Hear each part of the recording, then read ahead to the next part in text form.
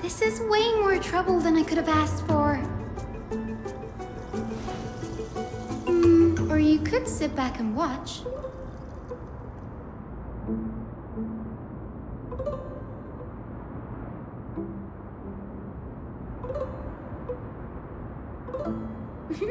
I'm kidding, Danny. Lend me a hand, pretty please? All right, now let's get him!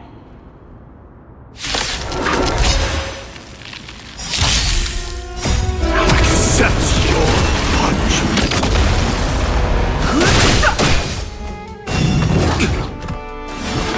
So feeble.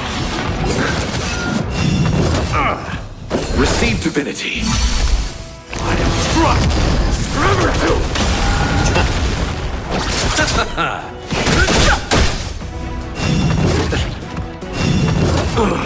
Burn it all.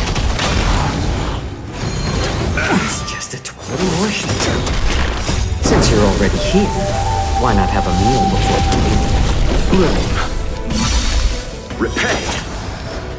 The dead return!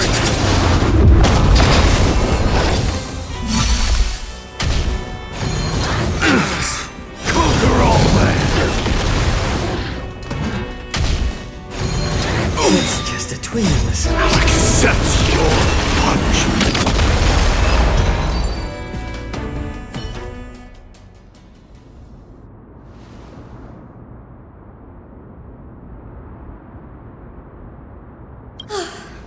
The Black Tide is remarkably quick to detect the light of Amphorius.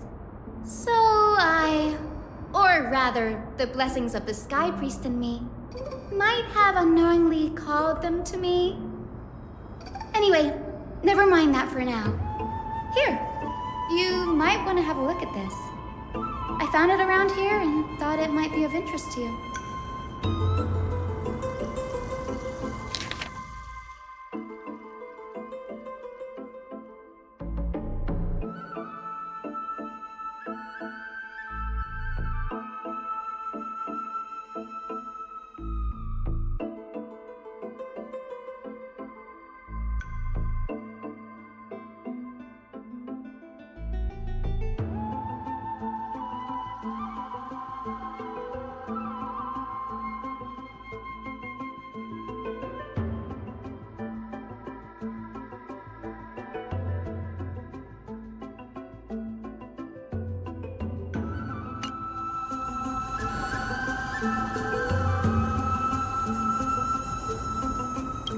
This is new. I didn't know Professor Anaxa was researching the sky. He's never mentioned anything about it.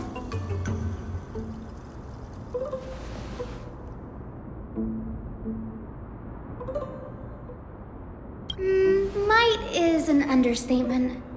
Anaxa has never been one to venerate the gods, nor has he ever found it within himself to put any faith in the prophecy. People have come to think of him as a heretic, even in a place as liberal as the Grove. Yet, it is also this very blasphemer that Circe's favors. Fate sure works in mysterious ways.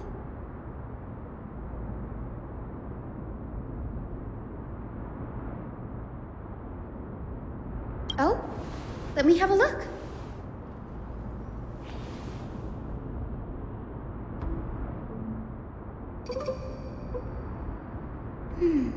By the looks of them, these scrolls are records of two conversations that took place in the same setting, one after the other.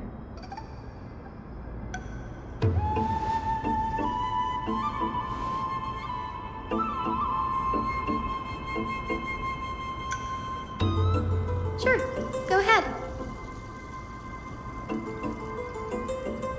The Grove of Epiphany is home to 7 schools of thought. While all 7 schools are founded on the ideologies of Thalesis, the first scholar, each is unique in its own way. Among them, the Venerationists revere and worship the Titans the most. As the sage of the Venerationists, Euthyphro has always been at loggerheads with Anaxa. If we were to place the 7 sages on the scales of Talanton, Anaxa and Euthyphro would be placed on opposite sides to achieve balance.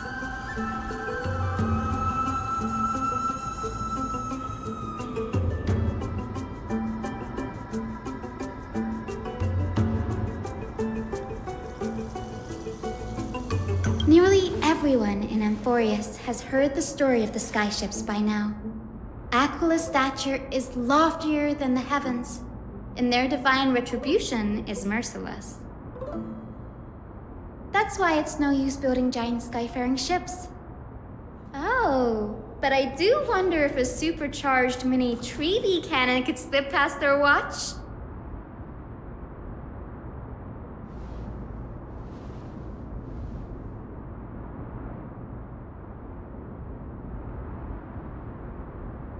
Newsporists primarily study the application of alchemy in soul repair. Everyone considers Anaxa a blasphemer, but that has never stopped him from sharing his ideas, no matter how taboo. If you must say that he's hiding something, then it's likely what lies beneath his eye patch.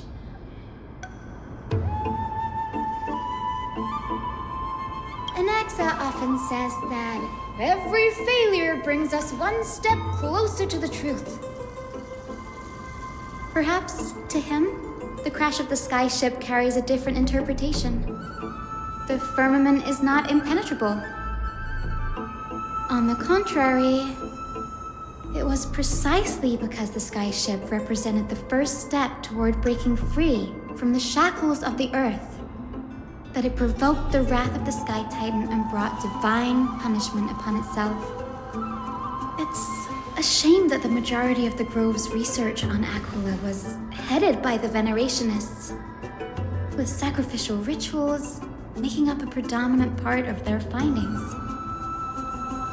Discourse about more esoteric subject matters in relation to Aquila dwindled even further after the skyship incident. So much so that even this scroll is completely new to me.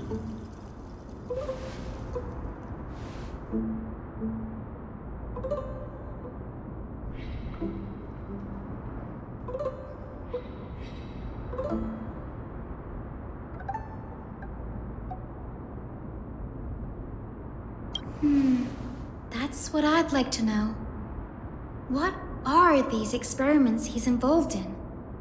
Even I, the assistant lecturer, know next to nothing about them. I have a bad feeling about this. Could there be more to what happened at the Grove?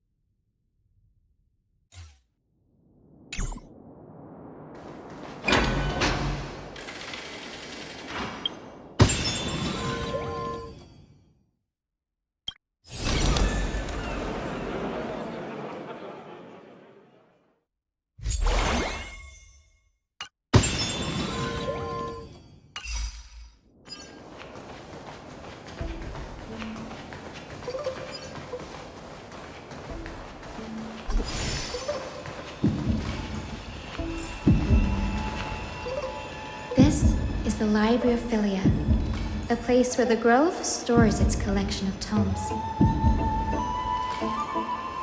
Other than books written by the 7 schools, you can also find philosophical texts, ballads, and religious writings from the Outlands here. Cities that desire to learn from the Grove were apparently expected to contribute knowledge of equal value to what they saw. We've had more than our fair share of hilarious episodes over the years. For instance, it's said that the Erythrocheramists once borrowed a manuscript from a certain author, but ended up returning a copy instead of the original. What's more, the original manuscript was supposedly then hidden here.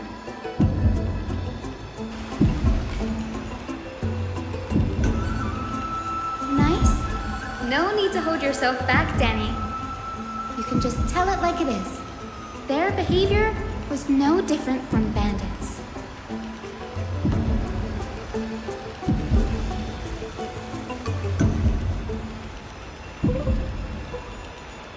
Whew. You've got me there. Some said you couldn't even find a dictionary in Castrum Kremnos, so I guess they were spared. There are too many books in the Library of Philia. Flipping through them all will take too long. Why don't we use the Biblioslate to search for the texts we need?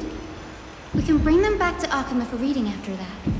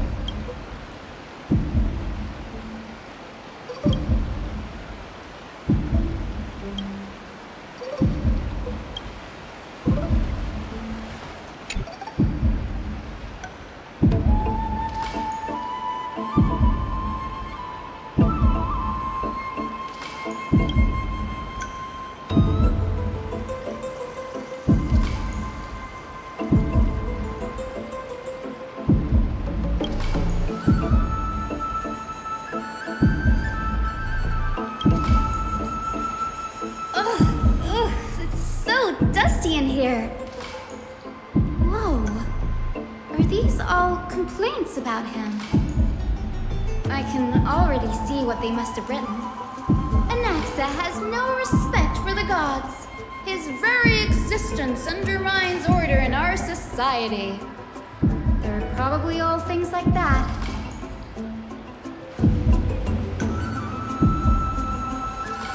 Why else would they call him the Great Performer? When Anaxer established his school of thought, the first thing he apparently did was read his own work to everyone. Are the Titans truly an accurate reflection of what humans think gods should be? Worlds created by gods are indubitably perfect, but what of Amphorius? Only foolishness and insensitivity everywhere you turn.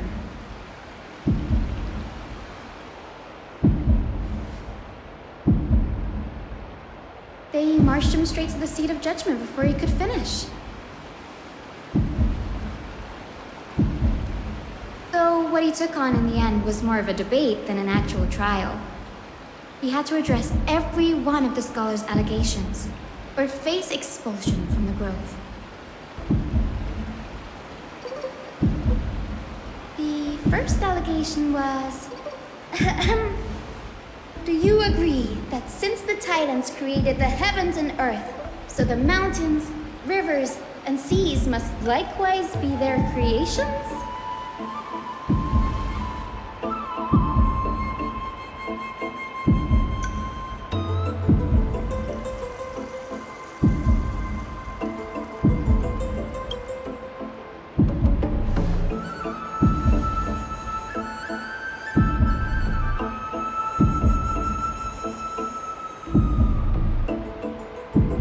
Anaxa would have probably been spared a lot of trouble if he had answered this way.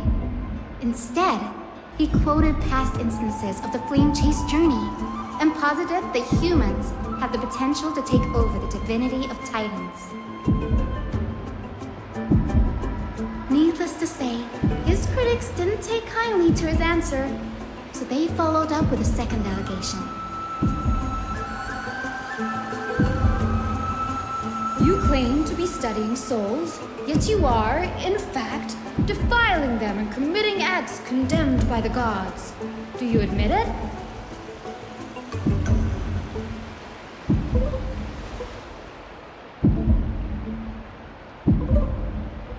Anaxa always wears an eye patch, never removing it, even when alone.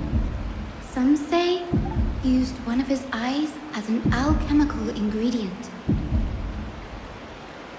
Every being in the world owes their safekeeping to Kifili, and this is even more so for the Chrysos heirs who have divine blood coursing through them.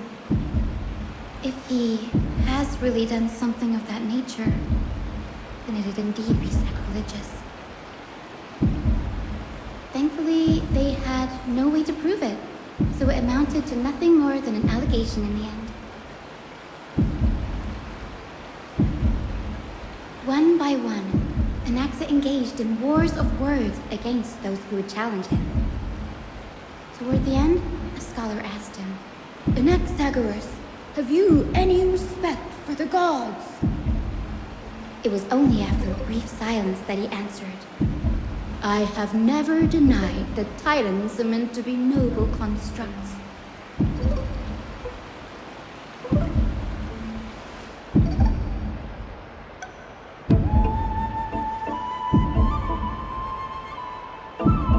Yes, I'm not sure how that controversy was eventually resolved, but what's for certain at least is that Anaxa was allowed to stay in the grove where he continued his research, despite being regarded as a heretic. By the way, this stack of complaint letters has reminded me of a place in the grove. We may find clues there that aren't on the teleslate. I'm talking about Anaxa's alchemy lab, hidden between the cornerstones.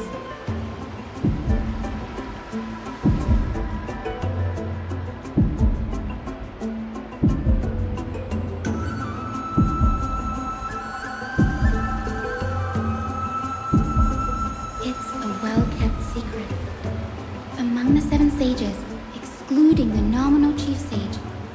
Each has a private sanctuary where they can conduct research undisturbed in their free time. Even the administrators of the Library of Philia are restricted from accessing those places and documenting the sage's research. But with the grove in this state, I'm sure Anaxa won't be mad even if we sneak into the lab for a short while, right?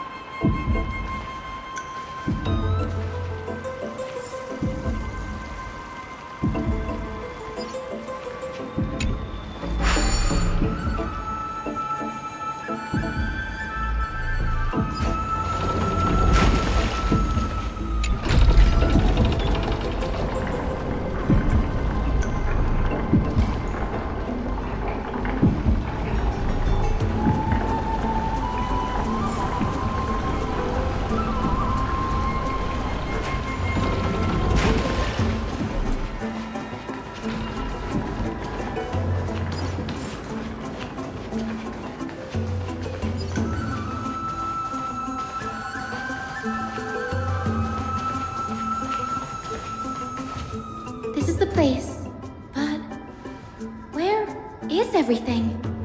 Materials for alchemical experiments, matrix diagrams, and even the seal to the lab. They're all gone. Did the Black Tide destroy it all?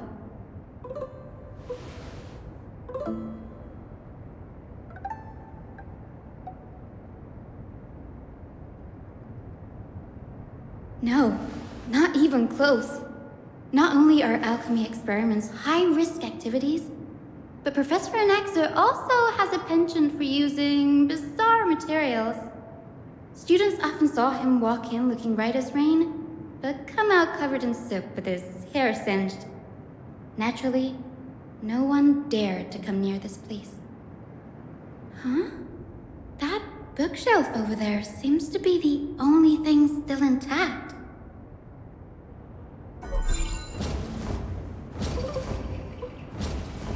This will strengthen our position.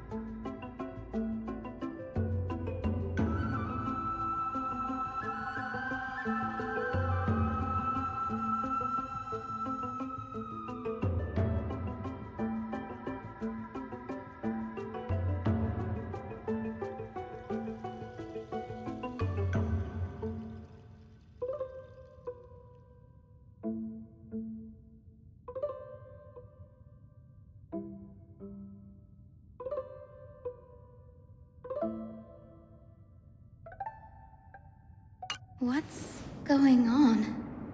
Anaxa is conducting research on our friends in Alchema and... me?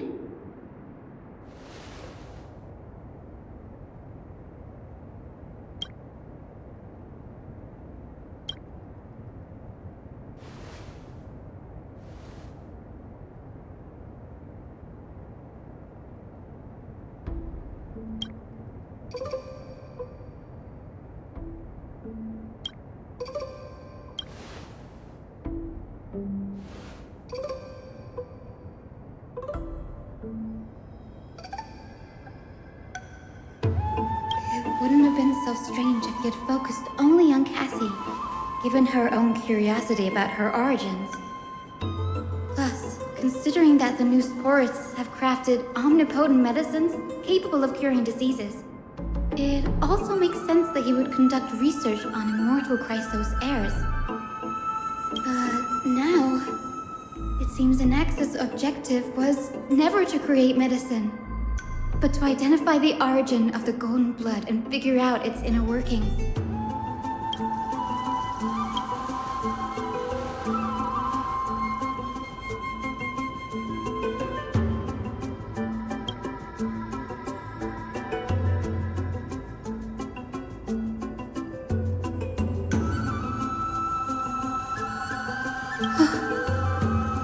Danny, look at this. I have a bad feeling about this.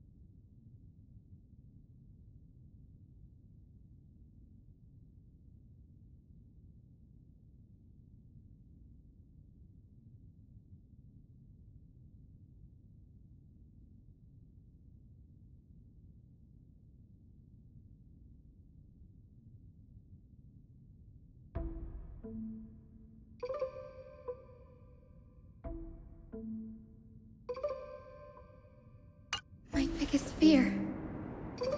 It's come true. After going through his notes, I think I can piece it all together now. Anaxa was carrying out experiments on soul transmutation.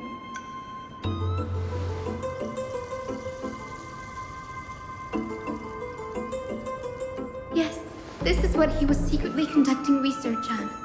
Something he had to keep hidden from others. Compared to his public speeches, this is the real blasphemy. Oh, I just thought of something. Do you remember when the Black Tide was approaching? The Grove had planned to send Cersei's core flame to a safe place. But an accident happened along the way, and Anaxa lost his life in the process.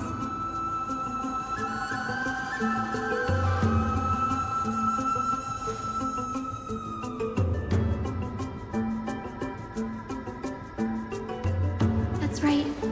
But what if Professor Anaxa's fusion with the core flame of reason wasn't an accident?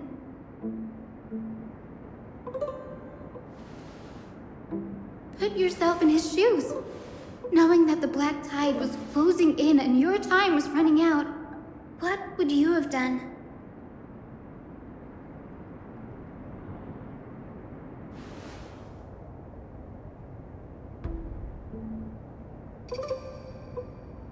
Exactly. When the Black Tide came, the true reason Anaxa headed to the Luminary Throne was to transmute and fuse himself with the Titan's core flame. No. Judging from how he reacted after the event, the results came as a surprise. Maybe he failed to consider the possibility that Cersei's would make a similar decision. The manuscripts detailing all the alchemical formulae have been taken away. His research is still ongoing.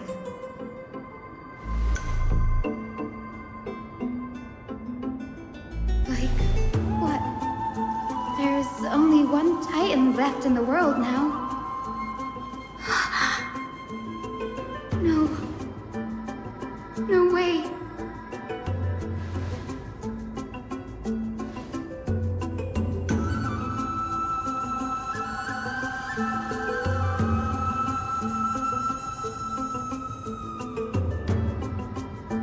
He's after Kefali.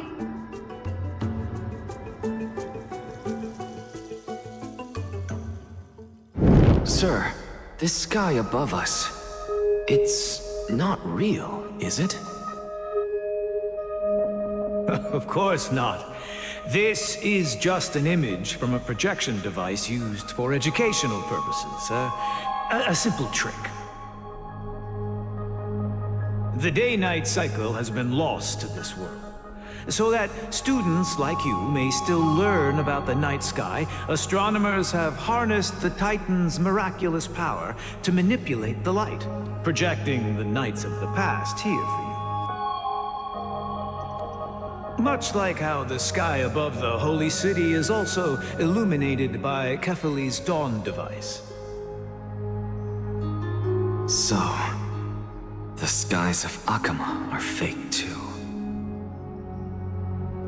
You mustn't conclude that, Anaxa. You should know that only a child would expose a trick and be proud of it. Often people know more than they let on. They simply choose to feign ignorance because they have no other choice. Then they're just deluding themselves. People believe in Kefali's tale of Genesis, accepting wholesale whatever the priests preach. But we're different. We've already walked out of the firelit cave of ignorance. We have already realized that we live in a world where Titans make the rules. Even when we look at the sky, we're only seeing what they allow us to see. Rather than gazing at this mockery of a night sky fabricated by them for the rest of my life, Why shouldn't I be the one to take control of the projection device instead? So much time has passed since you sowed the seeds of doubt in my heart, child. Many a night, I find myself penning down all my theories and wild ideas, only to burn them to ashes when I open my eyes in the day. Why? Because we'll face death by burning if word gets out? As a sage of the Venerationists, my soul has already become inextricably linked to the great tree. Every word I say and every move I make is certain to influence every leaf, every branch, even the tree itself. But above all else, my days are numbered. Instinctively, I have my doubts about the golden blood and the human soul, yet I have no means of verifying them. The golden blood in my veins is woefully thin, and I am loath to waste what little time I have left obsessing over a hypothesis that cannot even be proven in the first place. But I can, sir. I can do it for us. The time is right. Give me all that I need, and I shall accomplish this grand feat on your behalf.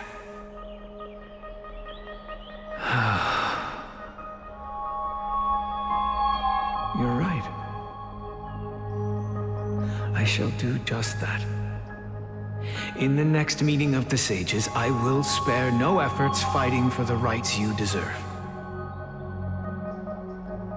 Go. Establish your own school of thought. Find out what we are. Become the one who conquers the ultimate truths of the world. Child of humanity. You didn't go to such lengths for an audience with Kefali. Just ask him a few questions, did you? So, you figured it out. If I were as foolish as a Dromus, perhaps I'd throw myself down and prostrate before their greatness, begging for the gods' prophetic wisdom. Well, sorry to disappoint, but I'm no Dromus. Alas, I am a human, standing tall on 2 feet, possessing both intellect and pride. Before such power, does it make any difference whether you're a human or a Dromus? I'm sure you're familiar with the story of the Styxians. When the raging waves threatened to swallow them, they didn't just give up and become sitting ducks. No. They constructed a dam that kept the roaring tide at bay, chaining down the mad Fagusa. They call me a blasphemer, Xerxes. But that doesn't mean I deny the existence of gods. It's just... as I see it, Titans are simply a force that mankind has yet to find a way to tame. Oh?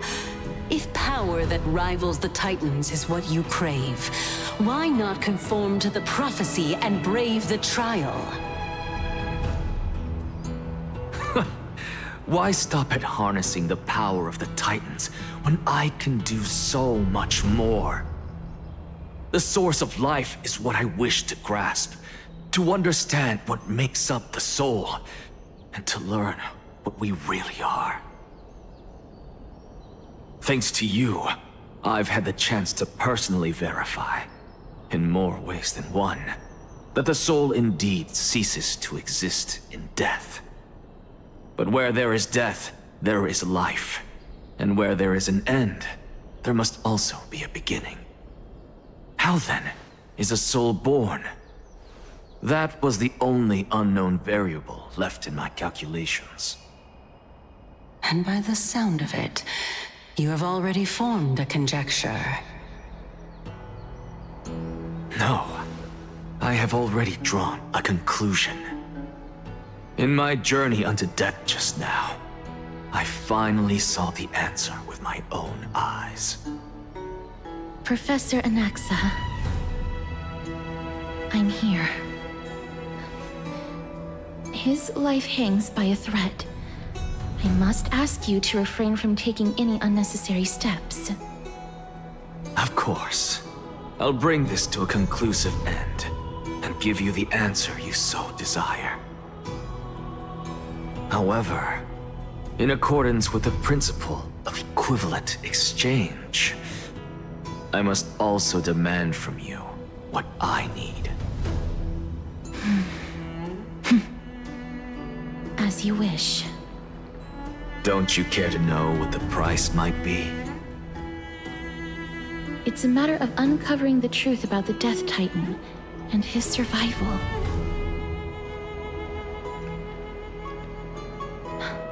This may be the only time I can ever save someone's life. There is no need for me to think twice. I see. In that case, let the show begin. Indulge me. Am I correct to say that you intend to prove Thanatos' whereabouts and prove the nature of our existence now? Before I begin, I must confess I had been stuck in a cognitive trap all this time. As unrelated as these two propositions may seem at first glance, they are in fact logical equivalents. They are merely two different ways of telling us about what the soul is at its core. The reason I say this is, as I've mentioned earlier, the answer was hidden in my journey unto death. Anaxa, you were in the Netherrealm? Yes, I am but a living dead man now, but that's not important. What truly matters is, I overheard a conversation between heroes. That's not all.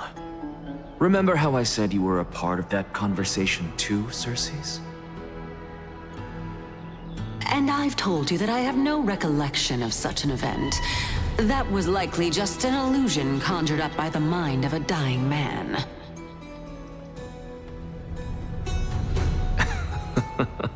Of course you would remember. Because that wasn't you. That was Calypso, one of the 7 sages of the Grove. Calypso? That's the name I made up on a whim when speaking to this girl. How do you know of it? And surely you jest. Don't you think I, of all people, would know if that were the name of one of the 7 sages under the shade of my tree? Don't you claim to know the Grove's past like the back of your hand? It seems you've lost even the memories seared into your soul. Use your head, Circes. Since all of this took place in the realm of the dead, it stands to reason their likenesses are of souls from the past. The living cannot step foot into that world, so who could they be? Think about Calypso. Why does she share your likeness? Yet you have no idea who she is. The answer is evident, is it not? Those fallen heroes are the mortal incarnations of the Titans before their ascensions to godhood. The gods aren't master creators born out of thin air, and they are no different from humans, because they all evolved from one.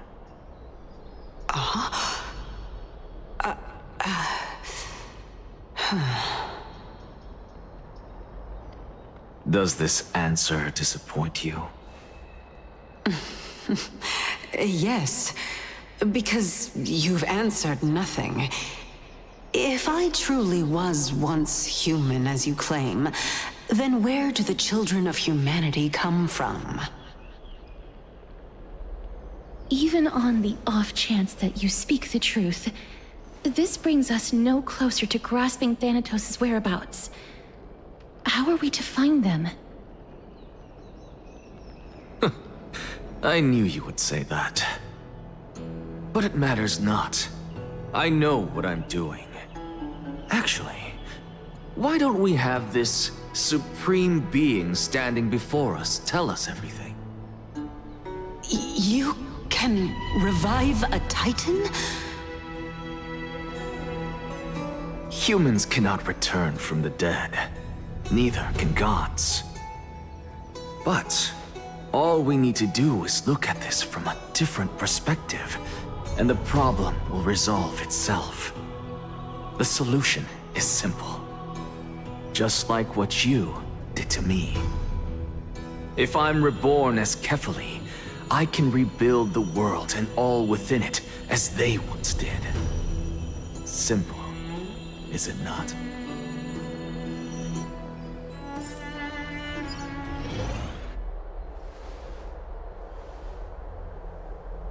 I have news from Hyacinth and Dan Heng. Anaxa might be trying to do something with Kefali's divine body. Kefali? But what could Anaxa want? Is the Council of Elders going to sit around and let such a sacrilegious act unfold? That is not possible. He is indeed the great performer, capable of fooling anyone and everyone with his tricks. I'm sorry. No need for guilt, for this is good news to us. The Council of Elders has found themselves a traitorous ally. Anaxa's ambitious desires will be something we can exploit. What we should be doing now is to keep our eyes peeled for whichever trickery Kynus is up to, and react accordingly to thwart her plans. Being Akima's political center, the Demigod Council holds just as much significance as the Vortex of Genesis. Someday, after my duty is over, this site will take the place of the battlefield where you hunt gods. Become the next challenge you ought to overcome. Till then, it's best to get used to this place as soon as possible.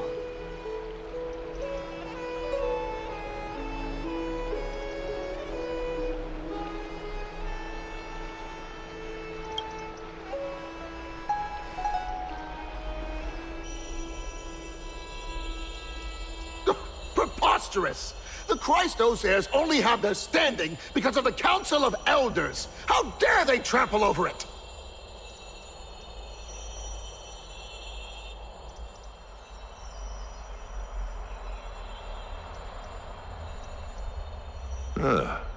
It's been a while.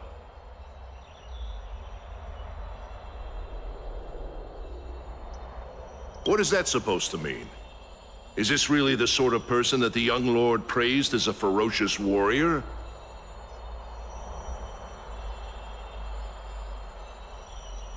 It has indeed been some time, Lord Krateros. What brings you here in such haste? Shh, keep it down. Be more vigilant. See those duplicitous dogs over there? They do the dirty work for Kynus. I've already ordered my people to hold them back, but we should still lay low. Unless you're itching for a bloody fight to get a workout in.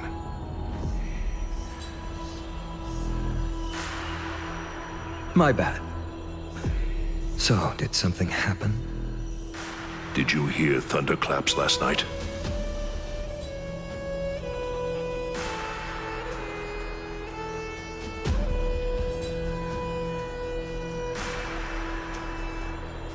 Thunderclaps are beacon signals of strife.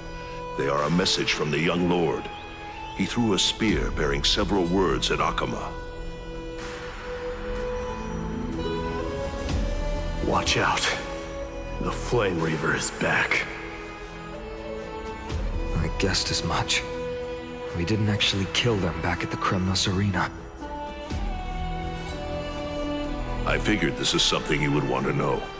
We Kremnoans never back down from a fight. So if you plan to take that thing down in a battle, reach out to me anytime. You have my gratitude. I will let Aglaya know about this right away. Remind her to be on her toes while you're at it. That vicious kindness has been unusually active lately. Those lackeys she keeps undercover have been going in and out of the city a lot more frequently these days. Some even seem to be getting Kremnoans to defect to the Council.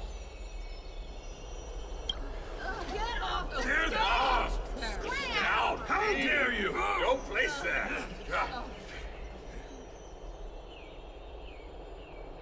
That's her. Looks like you can see it for yourself. We should get back. Thank you for the intel, Lord Crateros.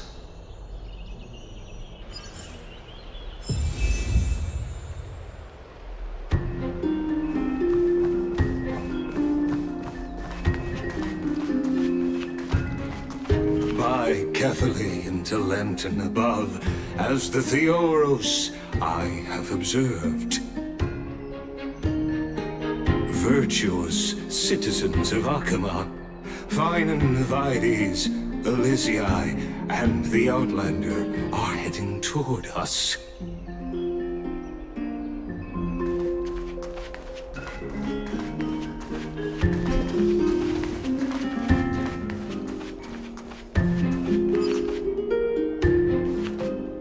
Aglaya, what happened here? I know about the poisonous fangs of that king snake through the golden threads. In the past, I would be confident about keeping her in check, but I admit I am now unable to do so. What do you mean? It is no longer about eloquence or arguments. I have been a demigod for far too long, that I hardly have any humanity left. Before I realized it, I have become no different from these hypocrites, no longer capable of relating to the people. This has come a lot sooner than I expected. But perhaps it is time. I need you to step up, Finan, in order for me to retreat behind the scenes. Yes, this is my duty, but... It is far easier for the Council of Elders to fool many than just fool one person. Their so-called more support is no more than a ruse to distribute power using words instead of lances. There is no glory in winning this debate, but that makes having respect for humans so much more priceless. Finan, you are a Chrysos heir without flaw, capable of relating deeply with humans. I appreciate what you've taught me, Aglaya. I hope we'll live up to your expectations and win this debate.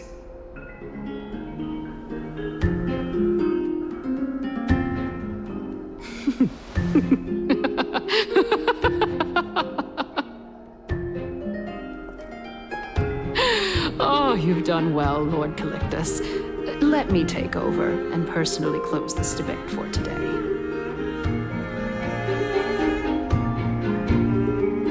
Dearest counselors, let it be known that I sorely miss the blissful times portrayed in lyrical poems.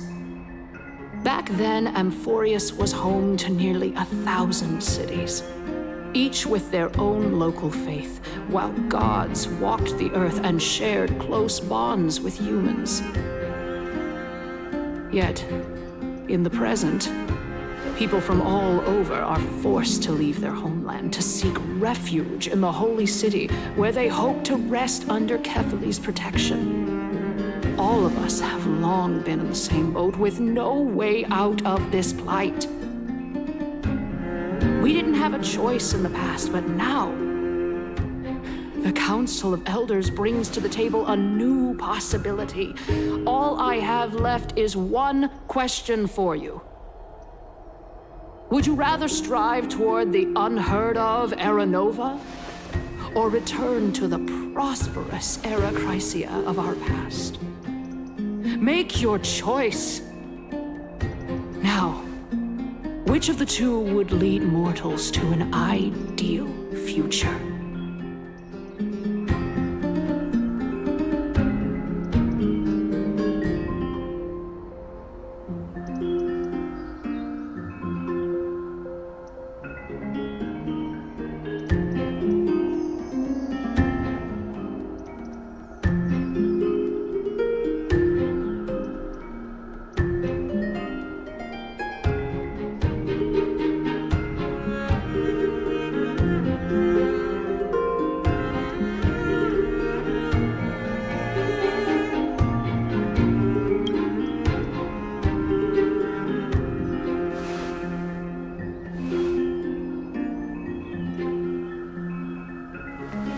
We all know that Era Chrysia is a thing of the past, Lady Kindness. Please, enlighten me. How does the Council of Elders plan to turn back time? Let the three Titans of Calamity be born, and Era Chrysia is nevermore. But bring demise to those Titans, and Era Chrysia will descend upon us again.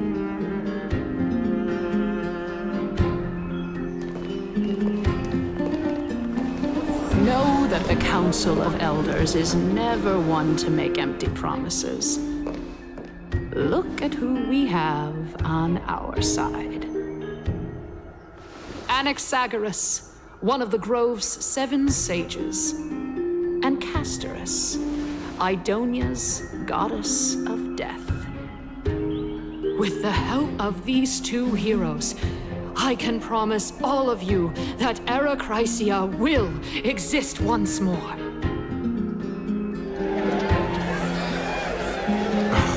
Aren't they Chrysos heirs? They're supporting the Council of Elders instead?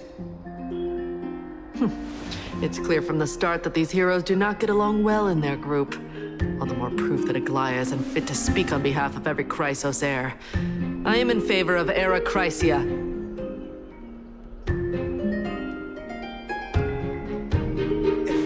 Era Chrysia! Era Chrysia!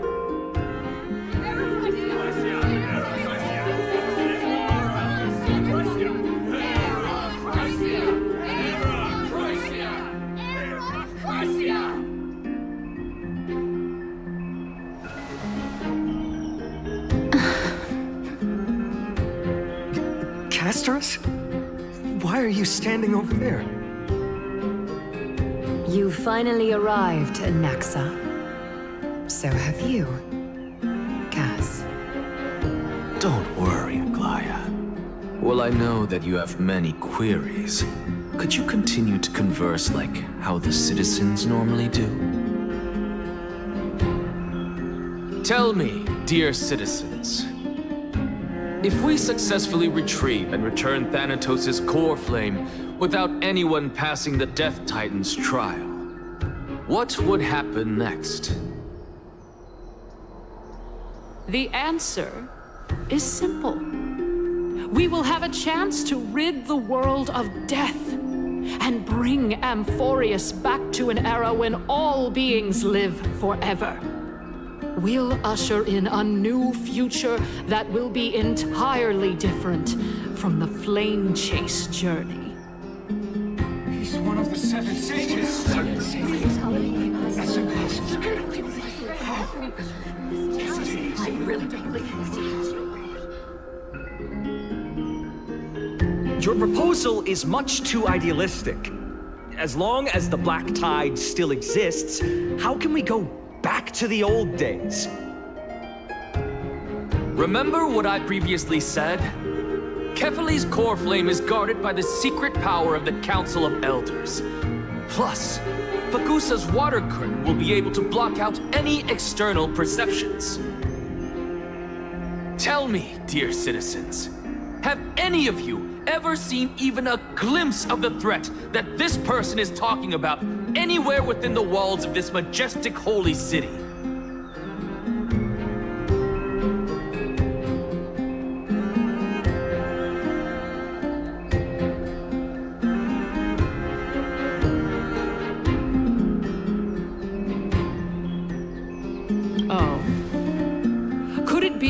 You heard that from the Flame Reaver themselves?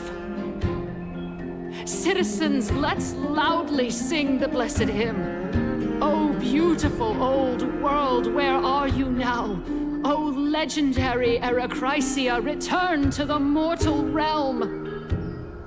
After the destruction of the 3 Titans of Calamity, the Flame Chase journey will have to end. Erechrysia! Yes! Yes! It has to end! It has to end! It has to end! It has to end! This is bad. The masses are now totally riled up. Anaxa, pray tell. Everything that you've mentioned hinges on the premise that we can find Thanatos' existence, right? Thank you, Lady Aglaya, for still caring about this city. However, dear citizens, we are truly fortunate and blessed. For Castoris, Idonia's goddess of death, will surely find Thanatos under my guidance. What? With that, I solemnly promise that the core flame Lady Castoris brings back will be personally managed by the Council of Elders. Thereafter, if we are able to garner the support of all of you at the Citizens' Assembly, we shall spare no effort in ensuring that the Erechrysia will return to our world once again.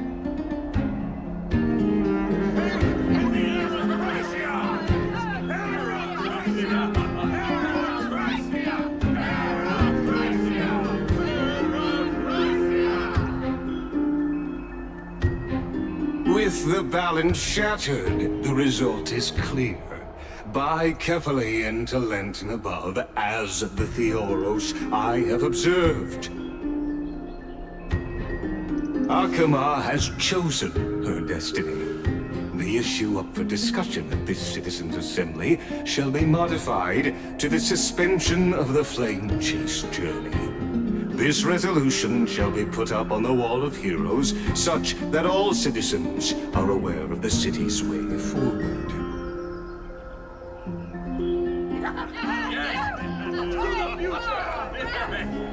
Yes, like this. Fantastic. Yes. Aglaya, dear Aglaya, what has caused your heart to soften? You also don't seem to be as quick-witted as before. Wag your tongue as much as you like. Since the Flame Chase journey has been preordained by the prophecy, our failure has never been on the cards.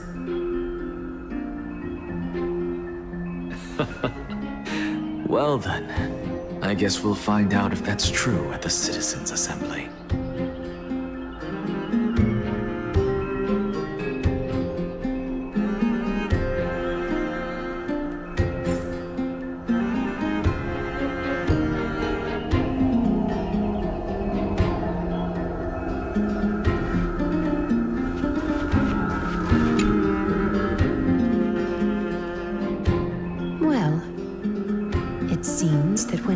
To look for Anaxa, I unintentionally facilitated your partnership with him instead.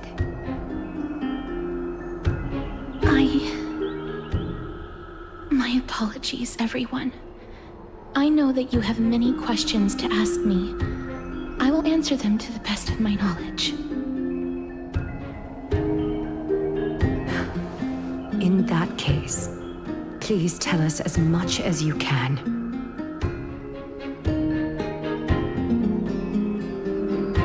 Actuality, he showed me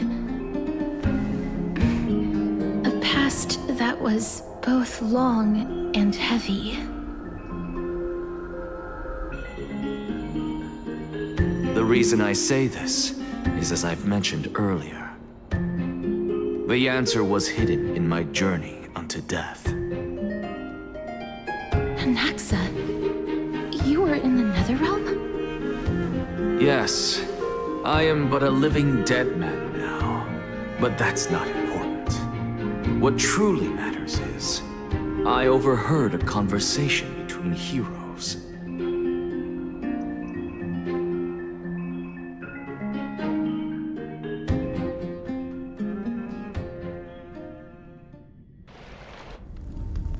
Have you heard of this tale before? A tale about the ocean god's treasured pearl, our hometown. It was a seaside town which enjoyed the ocean breeze and glorious, peaceful times, thanks to the wisdom of its ruling queen. Until one day, an evil dragon descended upon the town. Its wings were large enough to blot out the sun, while its claws were sharp enough to rip the waves apart. It barged into the tall tower and devoured the queen's beloved daughter. It even settled itself in her bedroom, like a tyrant king. The queen assembled 300 warriors who managed to subdue the evil dragon by chaining it up. However, when the queen slit open the dragon's belly, she realized that the princess had long since been digested, and all that was left of her was a pile of bones. Devastated, the queen wept for several days. It was then that a devious, smooth-talking scholar arrived at the palace and suggested that the princess could be revived through the use of dragon bone and dragon blood. That liar called this process the secret art of alchemy. The princess was reborn! The queen was overjoyed, blissfully unaware that the evil dragon's soul still lurked within the princess's body. As revenge, the evil dragon swallowed the poor queen, the glib liar, the courageous warriors, and all of the town's innocent civilians in a single gulp. Worse still, the souls of the deceased refused entry to the Netherrealm because they were filled with regret. Forced to roam the mortal realm, these resentful souls ultimately converged into a river of souls that would not retreat for a long time. The terrifying death had consumed all. Thereafter, our hometown fell into ruin as well. Until...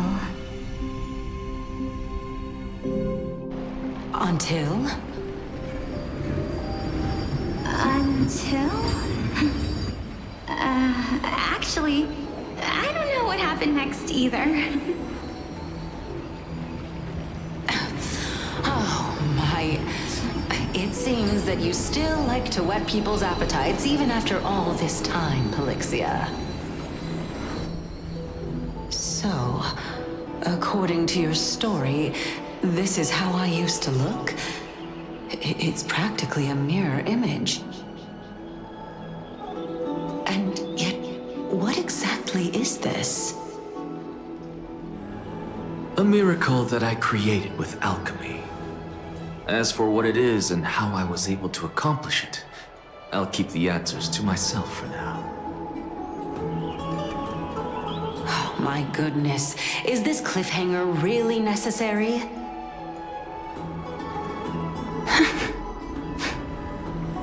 Quiet, Titan. Continue to enjoy this splendid play, and the truth will naturally reveal itself. Dragon, huh?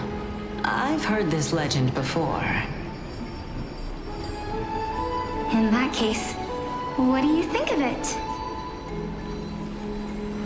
I think that this so-called alchemy was a tenuous analogy added to the story by future generations. After all, you've never heard of a tradition of alchemy in your hometown before, have you? Indeed. Before I left home to pursue my education, I never even knew that anybody was looking into this area of study. Therefore, we can just treat this tale as a fable told to young children. A fable, you say? If so, What moral is it trying to impart to the kids? I guess it might be the concept of equivalent exchange. Oh? I thought the moral might be closer to something like honor the dead. Huh. What? At a loss for words? No, I merely realized that we're both thinking of the same principle. If life is priceless, then there is hardly anything else in this world that is of equal weight to it, right? Indeed. As expected of the wisest scholar in the land. You flatter me. Why don't I ask you a question as well, as a form of equivalent exchange? Of course. What is your question? If I imparted my knowledge of the art of alchemy to you, would you use it to resurrect someone you loved? What? What kind of strange question is this? I got it. You're just trying to get me to tell you whether I like anyone, right?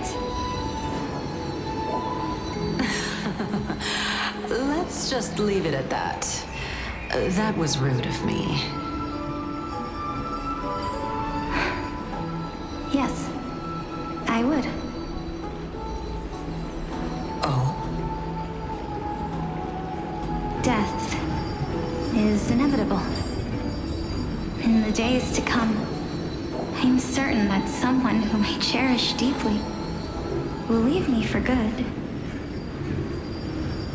If such a mighty power really existed, I think I would use it without hesitation.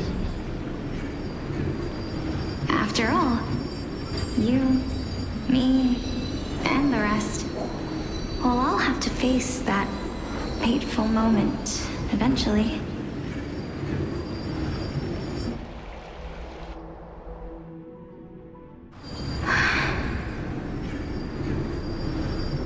My time is finally here. However, perhaps because of my firm belief in the immeasurable value of life,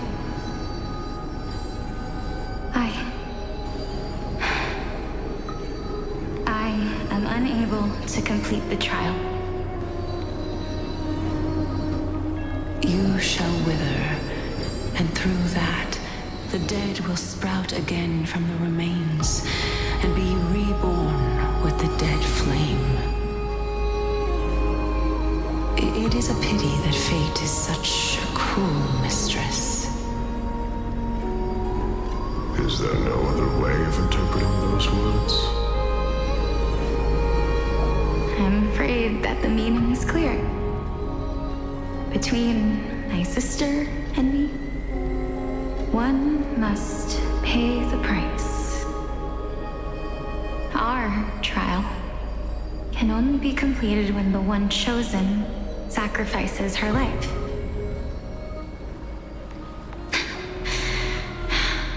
I'm afraid that the prophecy might even have selected a pair of twins for this exact purpose. Fortune makes fools of us all. My sister is prepared to sacrifice herself. And yet, I can't do the same. How absurd. My time is almost up, but I'm still afraid to welcome death. What should we do? If I'm ultimately not able to make up my mind... Since Chaos is willing to guide all of us and leave this trial to the end, there is still plenty of time for you to ponder. That's right. Don't allow the fog of an uncertain future to cloud your mind. Trial, prophecy, the topics that they're discussing seem familiar. But these three people must not have left their names in the epics. Otherwise, I would have some recollection of this. Amphorius's history before the Titans were born was complete chaos.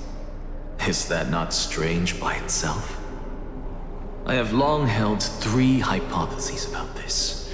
However, let's continue watching for now. Calypso, Polixia, and this warrior. I seem to have met him somewhere before. Regarding this matter, Nias, are you confident that you'll complete your trial? Of course. Though, I am worried about what will happen once I've emerged victorious.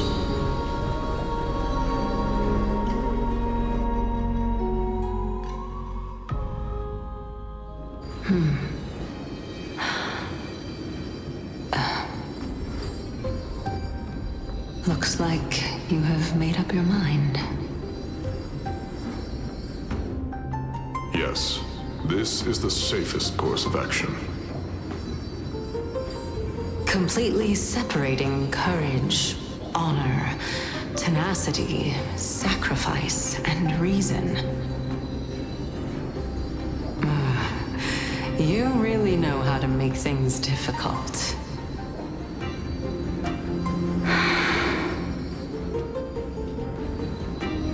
Please, young lady, witness my fall and demise. Lady Calypso, you shall host the soul-rending ceremony. I do not understand. Why would you dare to sacrifice yourself for a future that you won't get to witness? Because this is our destiny. The power that resides within me is so intense that I will one day be engulfed by it. Furthermore, a valorous death before glorious return has always been the path I chose to walk. A journey I began long ago. If your sister or Callus were in my position, I believe they would make the same choice as well.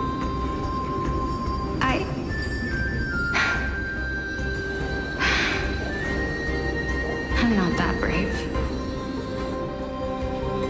I don't know how I'm supposed to face such a serious affair.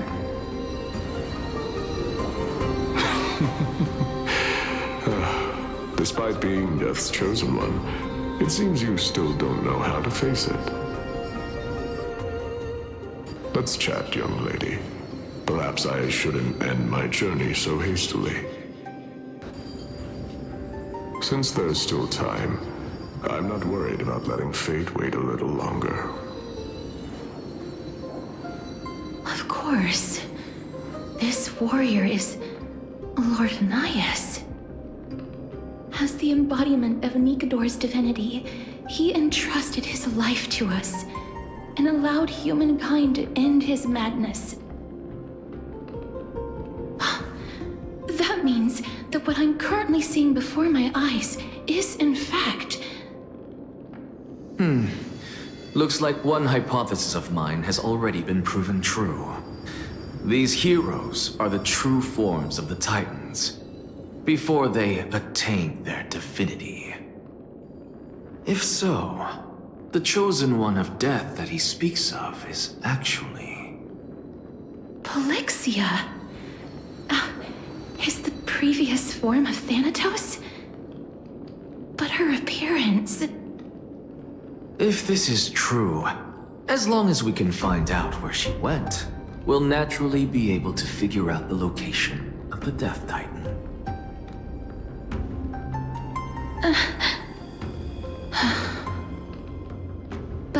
before that, we first need to witness what ultimately happened to Lord Anias.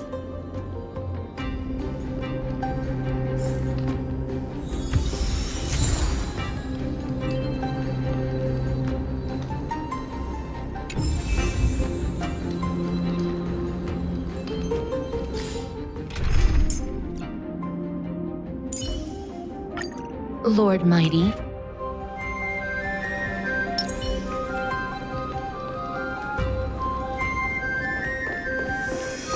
Nikador's courage is a testament that they have never once retreated from a battle.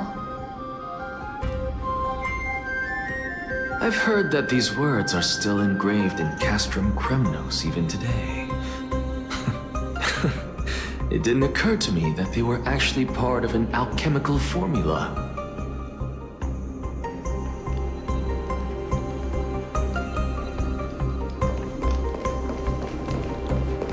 Sealed within this statue is undoubtedly his sacrifice. They use their own body as our city walls, keeping out and protecting us from the pervasive spread of madness.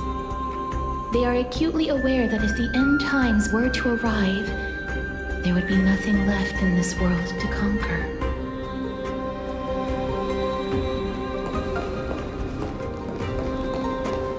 I believe that his tenacity is sealed within this statue. Before we fought Nikador, we also released it from the stone statue.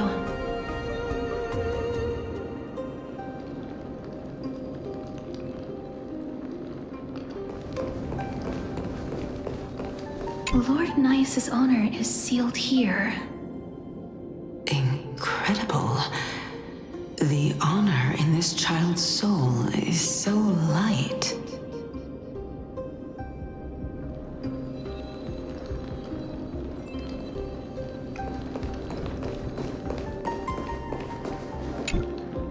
Honor, courage, tenacity, sacrifice. And finally, the only thing that remains, his reason. Cheer up, young lady. There is no need to shed tears over a glorious death. All farewells in this world are sorrowful, Lord Nias. No, young lady. As a warrior, I have witnessed too many bitter deaths. But now, all I feel is peace. I did not know until this moment that mortals could live their lives in such a way. Although only a sliver of your soul remains, you remain so optimistic. Or maybe the truth is that you aren't able to feel sorrow anymore. To be honest, I don't know either. But I am certain of one thing. This is not an acceptance of death nor apathy toward it. It's not even a feeling of despair. I am just enjoying what remains of my life to the fullest. Enjoying? Indeed. Along this journey that we've taken together, not only have I changed the world, I myself have also changed in the process. And now I have reached the journey's end. When I look back and see the grand epic that I've personally written, how could I not revel in that fact? But when you depart the mortal realm, won't all of your accomplishments be reduced to nothing? Separation and death are two sides of the same coin. Reconciling this doesn't come easily for a mortal.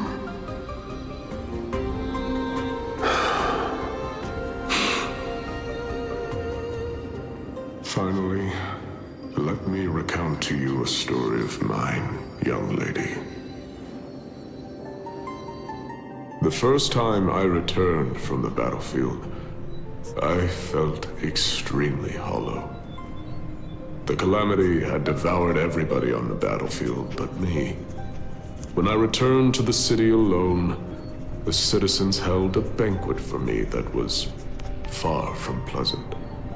I felt as though I was still on the battlefield, and the person who had returned was nothing but an empty shell. It was late into the night by the time the banquet ended. My head still reeling, I returned alone to the barracks. On the way back, I encountered someone. It was a crazed scholar looking at the night sky and muttering to himself by the side of the road. Although I tripped over him and fell, I wasn't angry in the slightest. And maybe because I saw myself in him, I inexplicably asked him a question. Do you think that it'd be better if we just died on the roadside like a couple of stray dogs? To my surprise, he shrugged his shoulders and sighed. How does someone who is currently experiencing death, dying and living, afford the same amount of bliss? Now please go away and don't block my starlight. Are you trying to say that there is no difference between living and dying? For they are both journeys that lead toward death? That's exactly what life is, and death is, but a scale to measure how valuable the journey was. Journeys and epics are only glorious and magnificent because all things eventually fade to dust. Therefore, young lady, don't detest your fate. Instead, willingly and respectfully embrace it. The embodiment of strife telling me about the majesty of the world. Indeed. I believe that when the fated moment eventually arrives, you will be able to understand my words. It is time for me to knock on death's door. I will set up a long table at the end of the road and humbly await your arrival. When that moment finally comes, let us drink and be merry then.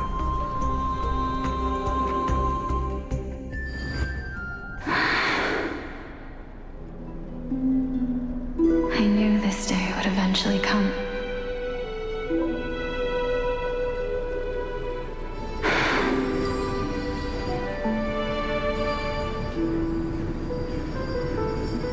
Are the both of you ready? Alexia. I'm here.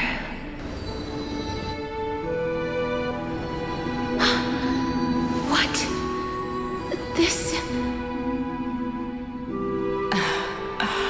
This is quite interesting indeed. Is this... Alexia's sister? Is it... me? Now, it's time for us to fulfill our promises.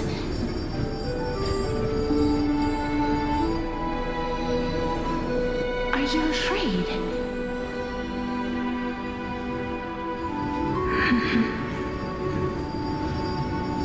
What are you afraid of?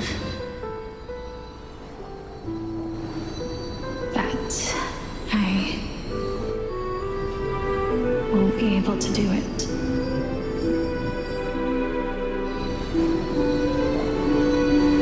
You shall wither, and through that, the dead will sprout again from the remains, and be reborn with the dead flame.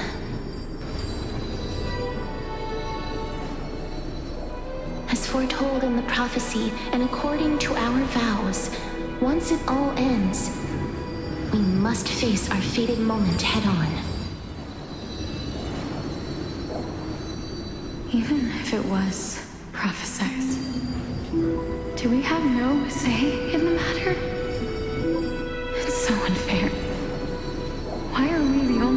who are forced into mutual destruction. Let me do it, sister. Let me be death's sacrifice. I was never long for this world anyway. But you're different. I was the one who wasted your life after all.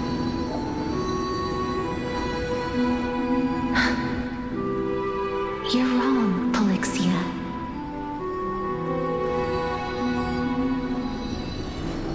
I don't think that my life was wasted. Just the opposite. When I finally arrived at this destination and looked back at the journey I took, I discovered that flowers had long since bloomed along the path I walked. It was you who sowed the seeds for this sea of flowers, one that is more beautiful than the promised land at the end of the world. Besides, I have lived a fulfilling life. Even though I was fated for sacrifice, none of the things that I've experienced will dissipate. Instead, they'll forever live on as memories inside your head. Will they not? How could my memories of you ever compare to the actual you? Well then, tell me. What exactly are we?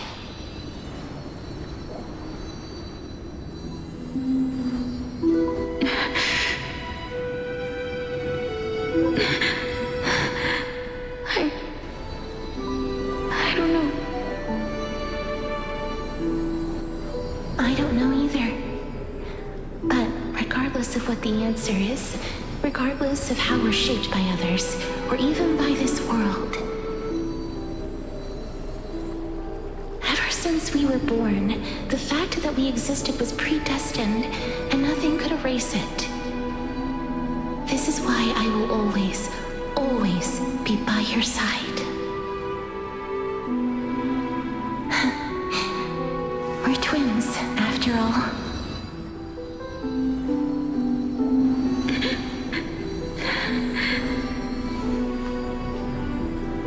All right, my dear Polixia.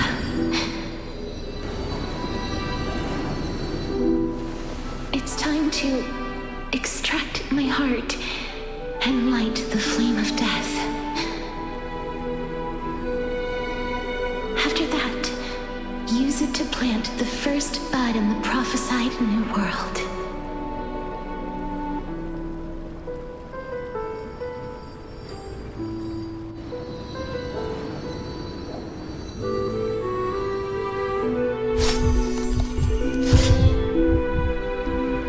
If I imparted my knowledge of the art of alchemy to you, would you use it to resurrect someone you loved?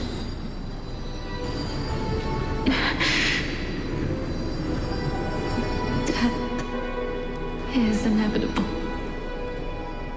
In the days to come, I am certain that someone whom I cherish deeply will leave me for good. If such a mighty power really existed, I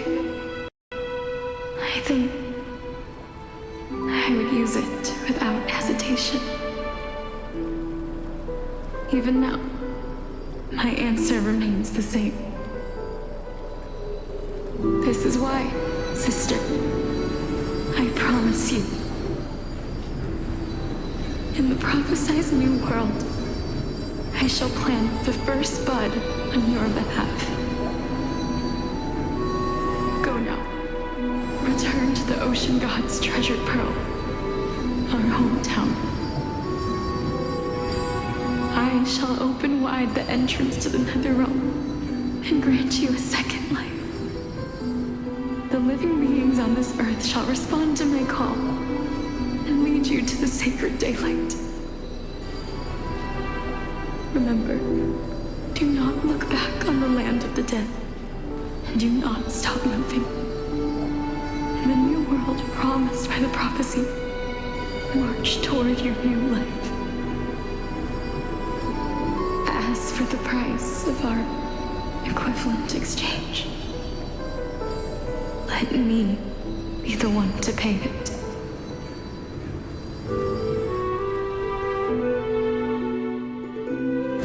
Everybody, we've come to the end.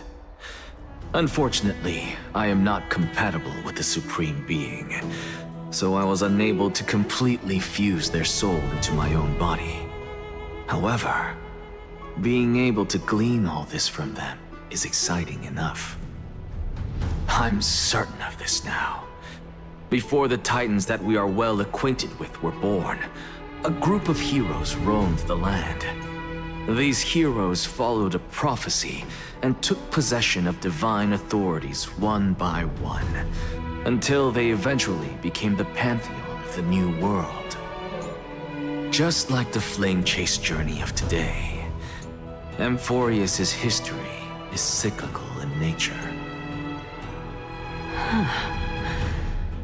What a startling revelation.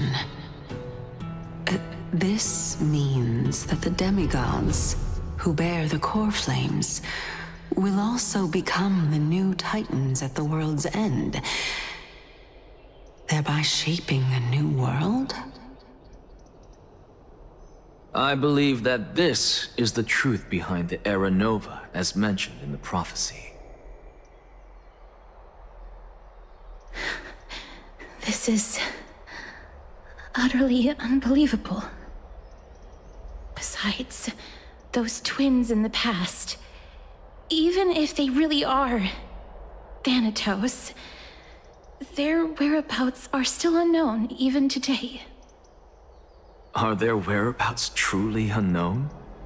Didn't Polixia mention that seaside town, the birthplace of alchemy in the Tale of the Dragon? In our world, there exists a city which perfectly matches that description. Styxia.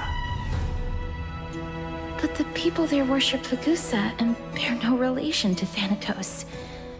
I have also never been to that place, as in the time of Idonia, it had long turned into underwater ruins. Take this. This is... the Nusporist masterpiece, the Philosopher's Stone. It was made by transmuting all of the sages' wisdom into a single entity, with their flesh and blood as its foundation. Remember, I've mentioned before that the art of alchemy is all about conversion, tempering, and ascension. This process also applies to the pursuit of truth. Regardless of how unbelievable this sounds, the truths of the world have been refined from the impurities. Think about the story of the dragon. This stone will lead you to your real hometown, allowing you to reform the door to the Netherrealm and discover Thanatos' fate.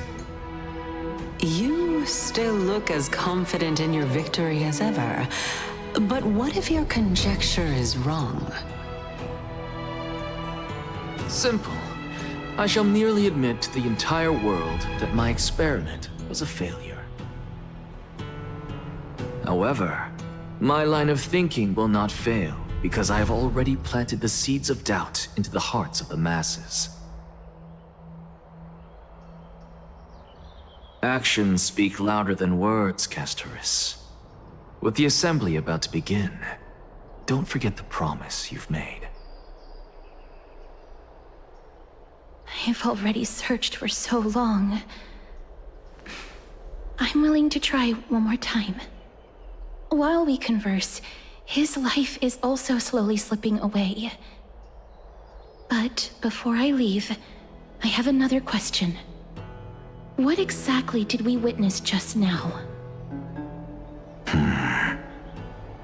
That was the world imprinted in Kefali's soul. If we are to prove its existence, you must take the final step. Go.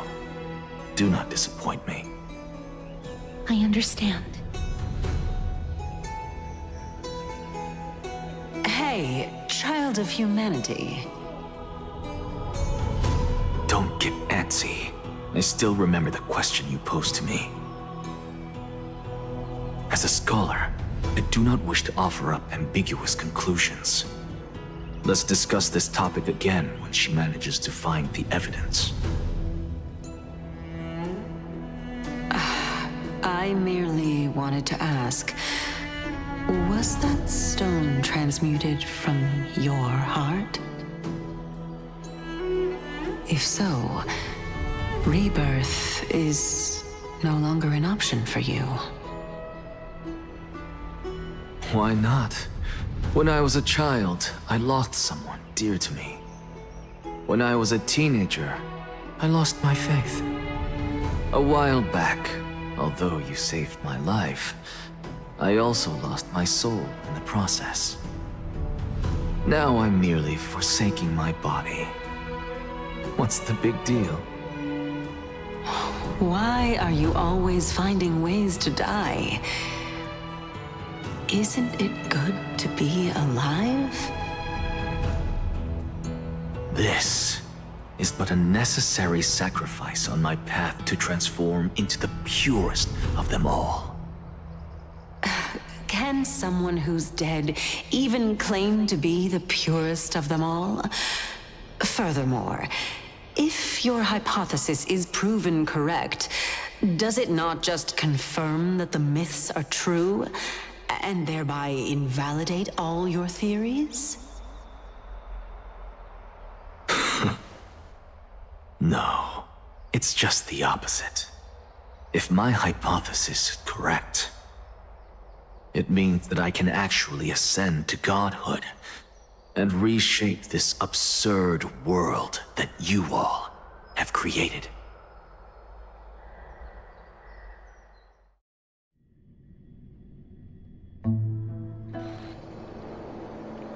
That's a lot to take in at once.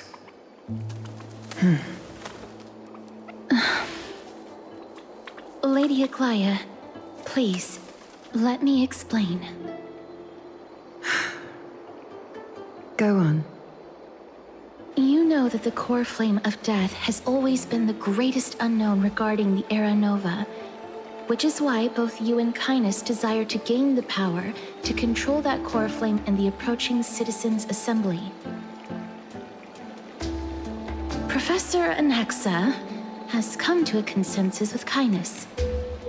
They want to suspend the trial once Thanatos' core flame is reclaimed, hoping thus to eradicate death from this world.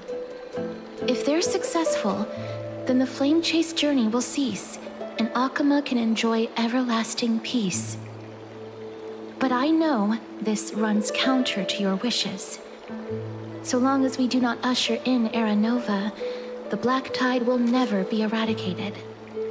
Even with Lord Mighty on the front line, and the Black Tide not posing an immediate risk, the danger nevertheless remains. Honestly, it's difficult for me to assess the pros and cons in this decision. But someone must bring the core flame before we can begin negotiations over it. The Titan could be very near. I cannot let this chance slip by. Besides, someone has to make this trip to bring back Mr. Soul. Well said. You already had every reason to seek an audience with Thanatos. It's that great performer who has weaponized your wishes and placed us in this difficult situation. A world without death. Do you desire that too? If fate dictates that my path must oppose yours, I will do all I can to resist it and protect what I aspire to achieve. Lord Mighty showed me that without taking the first step, all talk of what follows is moot.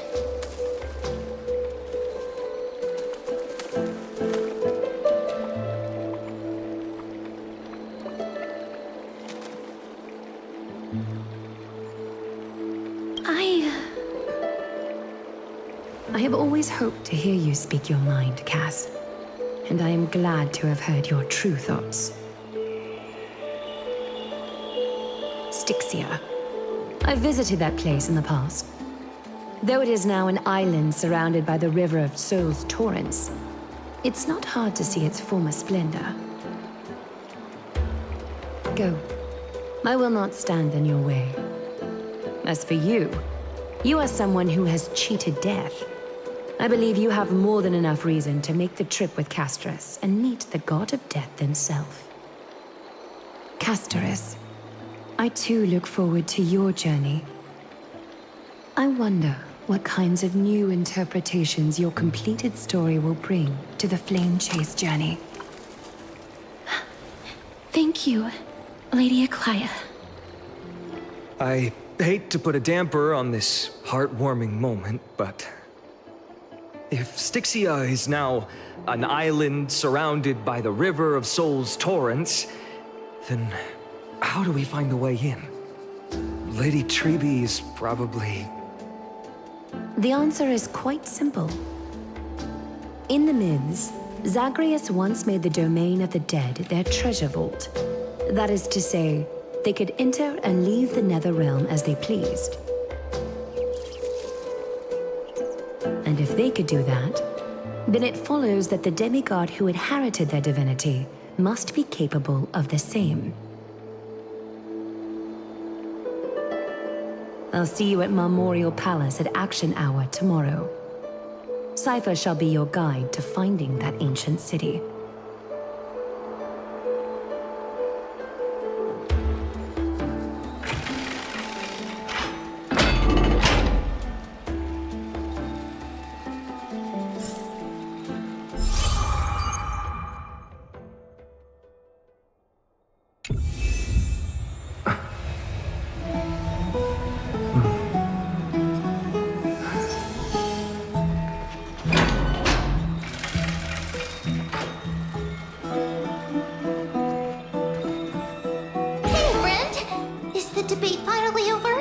Did you win?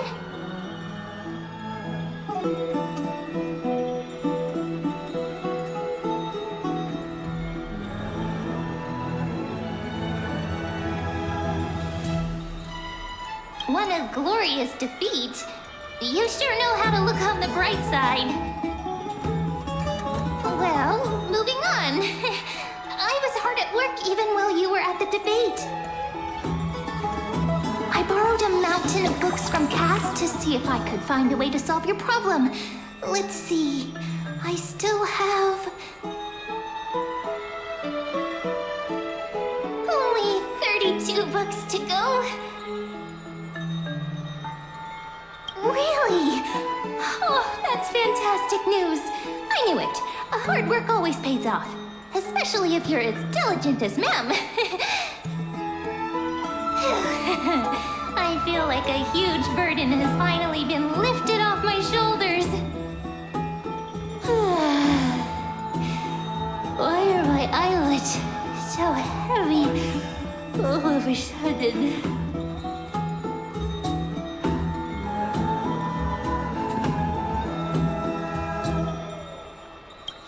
You're right. Then I'll go back to...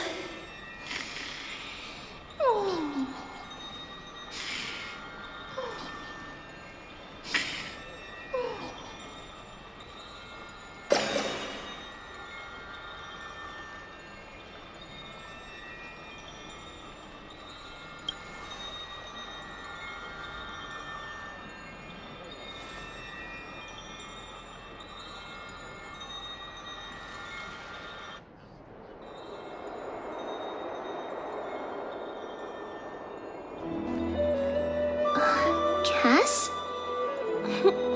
What a surprise. Lady Trebe. Is something troubling you? I just wanted to speak to Lady Trian for a bit before I set off. No matter how breathtakingly beautiful Styxia once was, the place is now the domain of the departed. There is no telling what we'll encounter there. want to have any regrets. Has anyone told you that your eyes are sparkling today? Is that a figure of speech? In the past, when you did smile once in a while, all of us could see that your heart remained troubled, even as you smiled. Lady Treeby, you know perfectly well that see you tomorrow is nothing but a white lie. I hope your toughness is not a mask hiding a lonely heart. Cass, you hardly ever talked of your past. None of us knows what you went through, apart from Maggie. But we know it must have been filled with pain and hardships, as it is the fate every Chrysosaur is destined to live out. We are just happy for you that the core flame you're meant to inherit has finally surfaced. Isn't it a little too soon to say that? But you already know where tomorrow is, don't you? There's no need to rely on anyone else. Just give it your all and leave no regrets.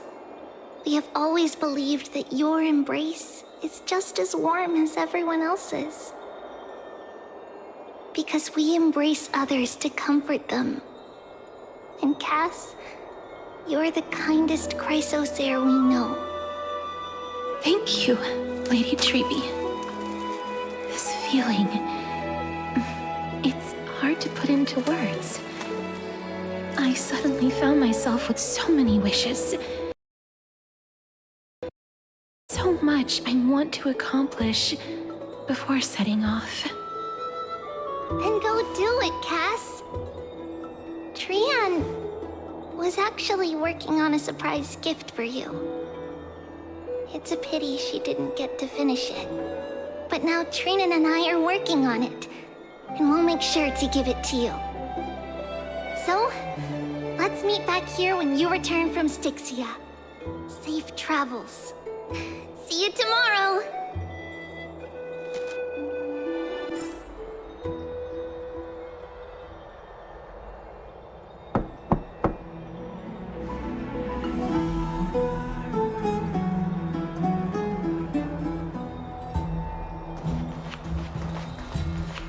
It's me.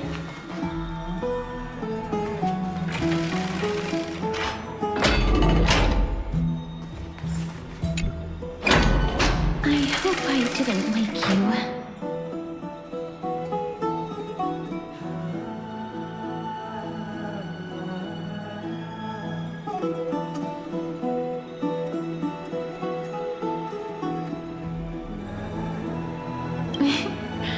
I'm glad to see you're as full of life as ever. I'm here because of private matters, actually. If it isn't too much to ask, I'd really like it if you could come along with me to retrieve something.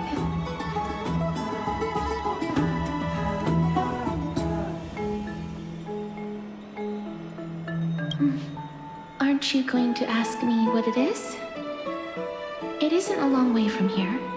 Shall we?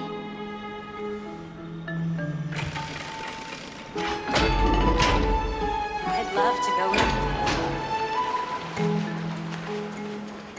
Have you heard? Seems like all the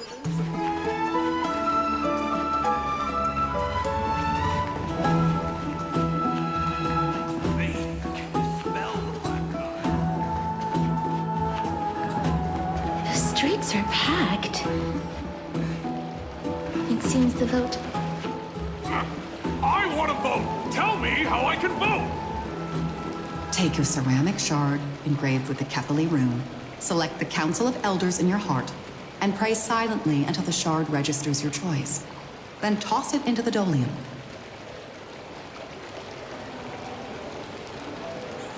The Council of Elders? More like the Council of Buffoons! The Black Tide took my hometown long ago! Who are they kidding with bringing back Eracrysia? It's all a sham to create their own Eracrysia in Akama!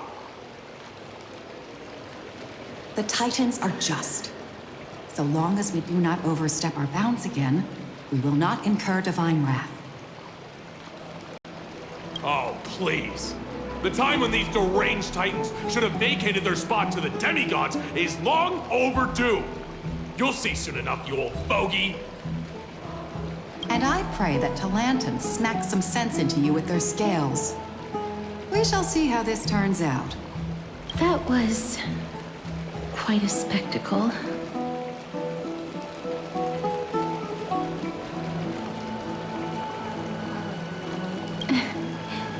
I suppose peaceful is technically correct if no actual violence happened. To this day, I still find it almost unreal that Akama is the only place illuminated by light amidst the crumbling ruins of Emporius. And its people are even holding votes to reconcile differing opinions. This peaceful sight is making me forget that this is the end times.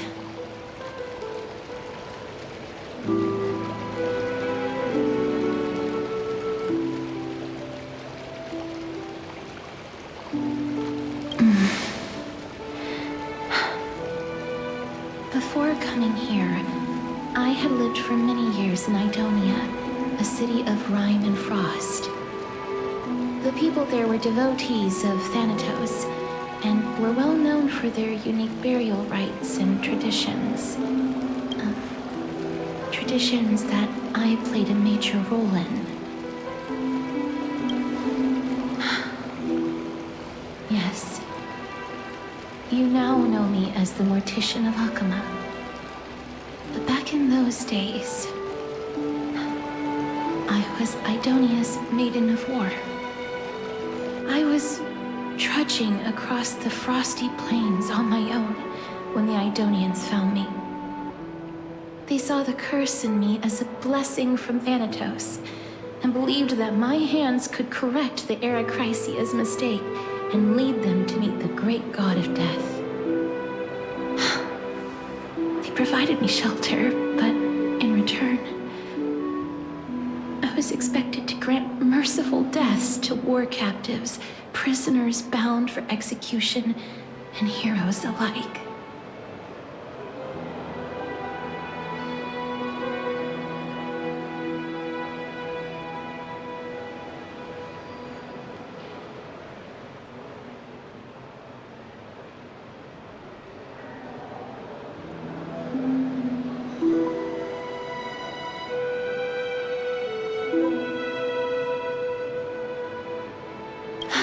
Yes. No matter how kind or cruel the means, nothing can change the essence of death. Taking away someone's life is never worthy of religious worship.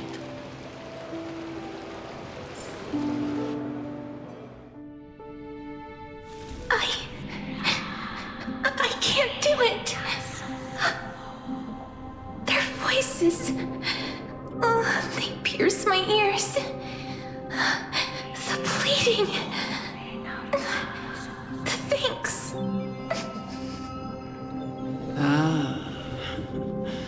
I know that feeling, child. I was once as lost as you are now. But you must respect those walking towards death. Just like how you should respect yourself as the Holy Maiden granting humans glory and liberation. What you're asking me to do is no better than the task of an executioner. And yet you want me to respect myself. No matter the titles, I am still taking away human lives. This won't be the first time that Idonia's fanatical nether warriors have faced death. On the contrary, recruits new to the battlefield often run away from their first fight. Death is the mightiest and gravest power in this world. The fact that you can wield it means you are deserving of respect. That's such a twisted reason. Then let me tell you a story. In Idonia, the great swords commonly used by executioners are called Draconian, in memory of Drakon, an elderly executioner. The sword has 3 air holes along its body. If the sword is swung down swiftly and accurately, the holes would make no sound, and the executed would also depart this world quickly and painlessly. But should the executioner have any hesitation, the holes would produce a piercing whistle. On that cue, the screams of the executed are sure to follow. Every executioner after Drakon is to hone their sword skills every day in preparation of future executions. Every swing of their blade must be more resolute than the last, for failing to do so will bring pain. Pain for the dying, as well as pain for themselves. No. I can never get used to this. You misunderstand, child. I am not telling you to get used to it. I'm asking you to consider the source of the dead's suffering and use that knowledge to fortify your future touches with more and more determination. Go, walk with the dead and love them as you love life. Then you'll no longer hear those noises.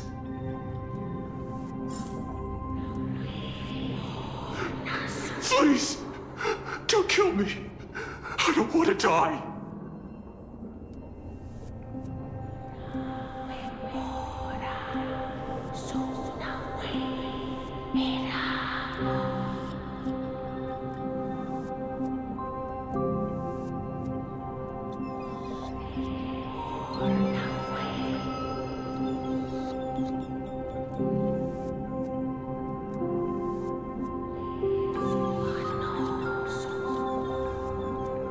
This is your duty.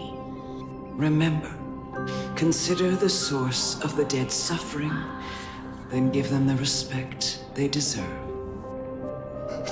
Thank you. I beg you, don't listen to her.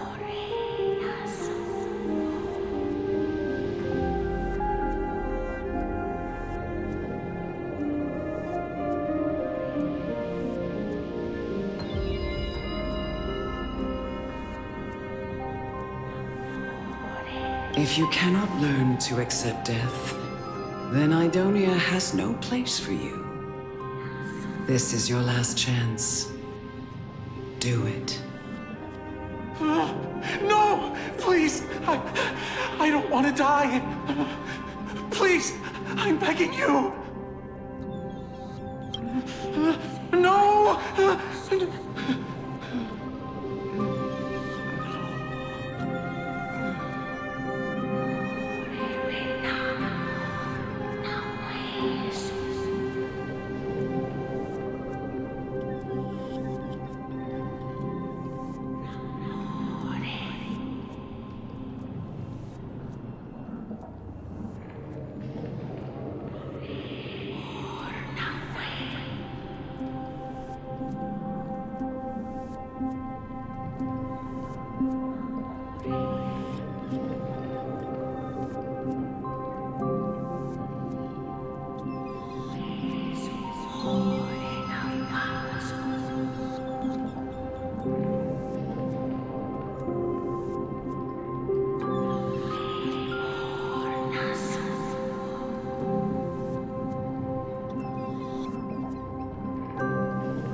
May you gain some insights through his sacrifice.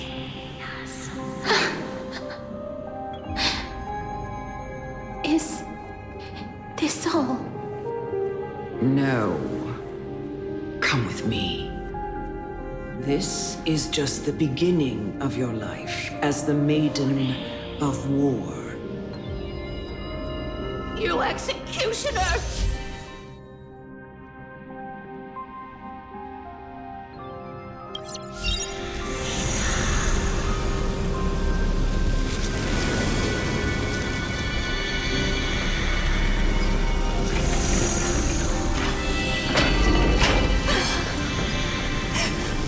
Holy maiden!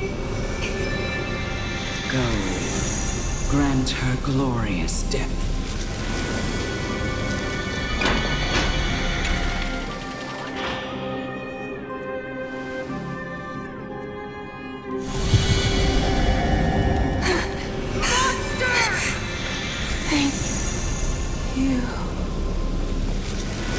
Do it then, executioner. You heard him.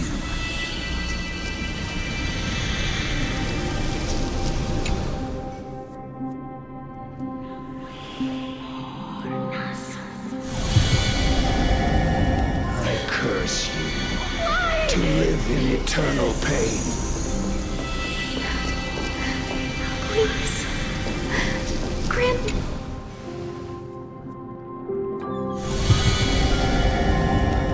When will this ever end?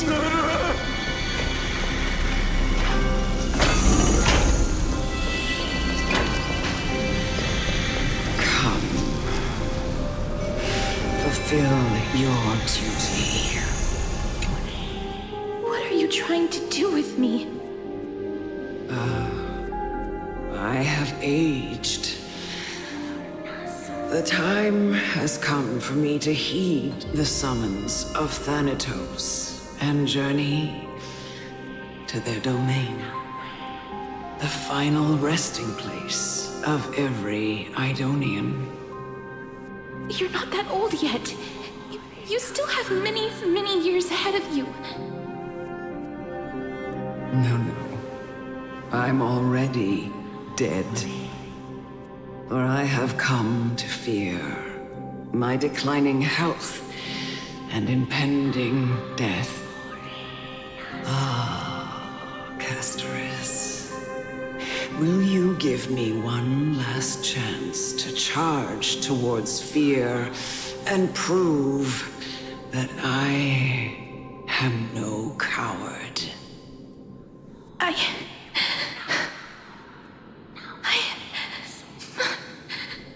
can't take this anymore!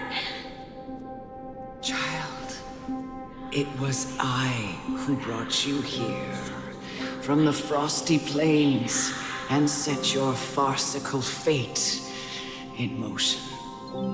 It was also I, Chief Executioner of Idonia, who forced the heavy duty of executing others onto you. I've always known that you have doubts and even anger about my faith and about me. I never had a choice. Indeed. We essentially abducted you. Yet you can end any sinful life with just a touch of your fingers. Shouldn't it be easy for you to escape from here? I'll never do that. It doesn't matter how lightly the Idonians take death, or how readily they accept it. I simply can't do it.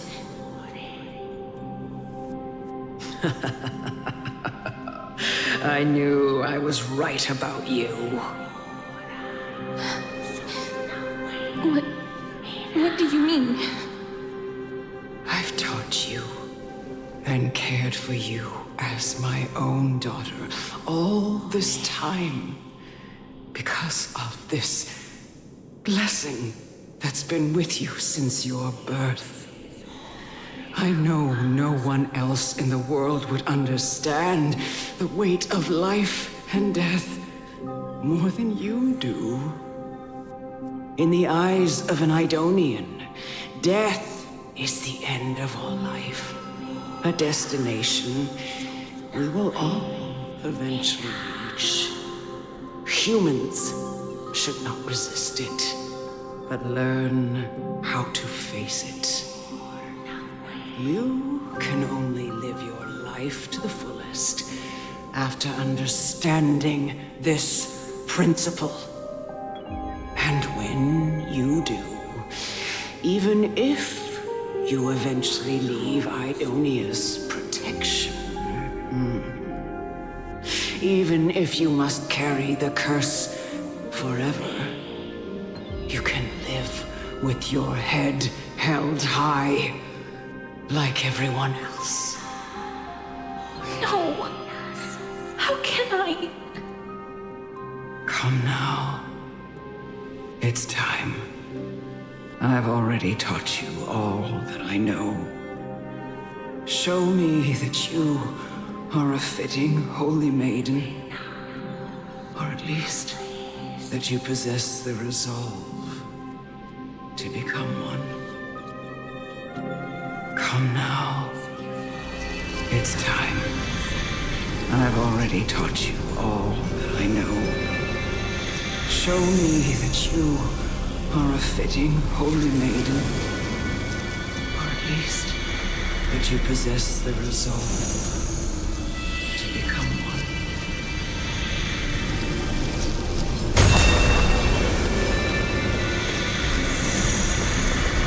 Emerge from your cocoon!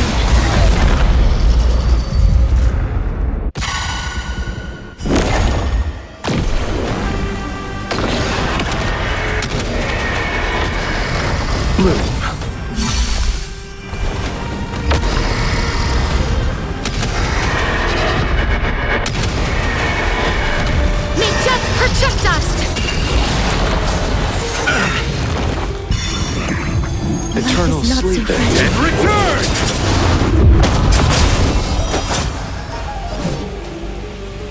As you wish.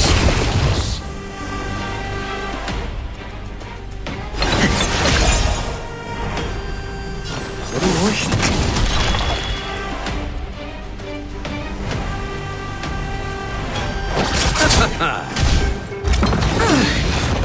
I'm honored, but since you're already here, why not have a meal before the meal?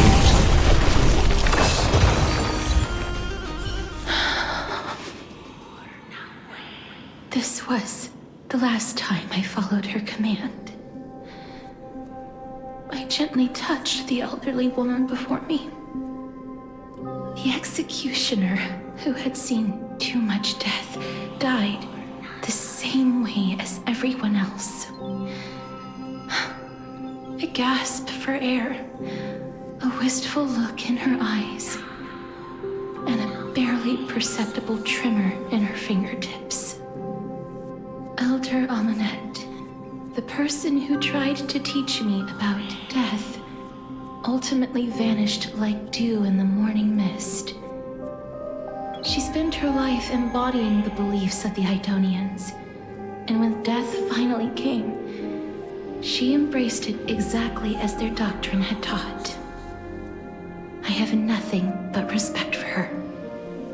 I erected a cenotaph in her honor in the marshes outside Idonia's city walls with the others I had laid to rest. Then, I set out once more in search of Thanatos. It was a long, long journey. I heard so many discussions about death along the way. Life finds meaning in death. The world improves because there is an end. It seems the most terrible darkness in this world. Everyone talks about its heavy weight. Some resist it, some worship it, and some even revere it. How did a disappeared titan become the deepest fear of humankind? And why do they haunt my dreams? I continued my travels to seek an answer.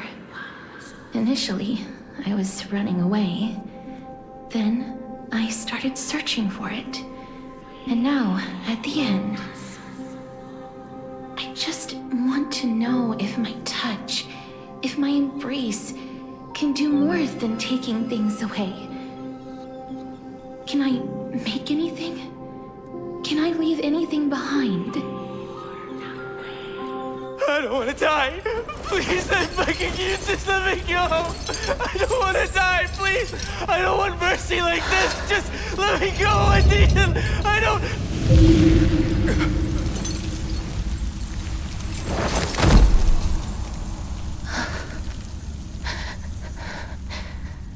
I hate these icy hands.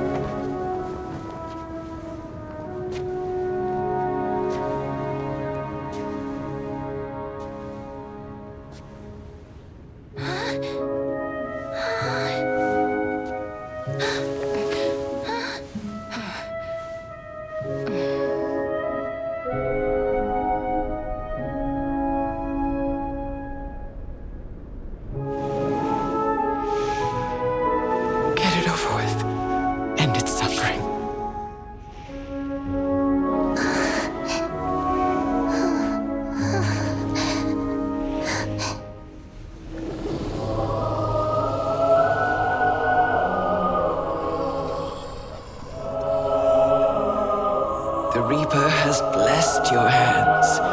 Only you can grant them peace.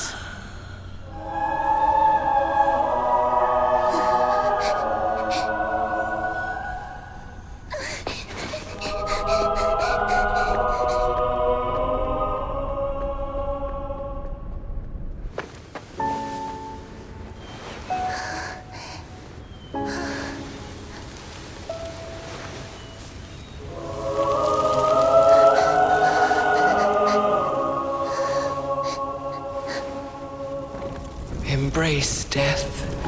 Walk alongside it.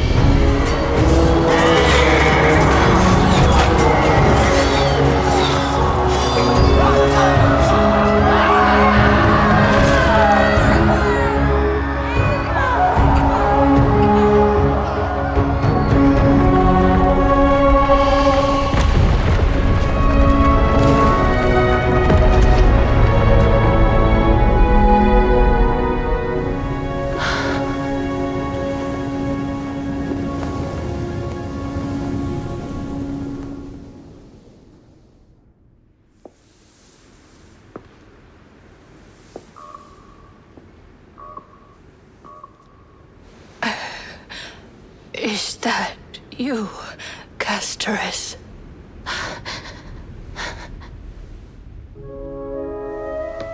All of them have gone, heeding death's summon, crossing into their domain. I must go too. I don't fear it, just I have some regrets. Watching people leave this world to again and again. It must be lonely for you. You must want to desperately embrace them before they go. I can't. These hands, they're too cold.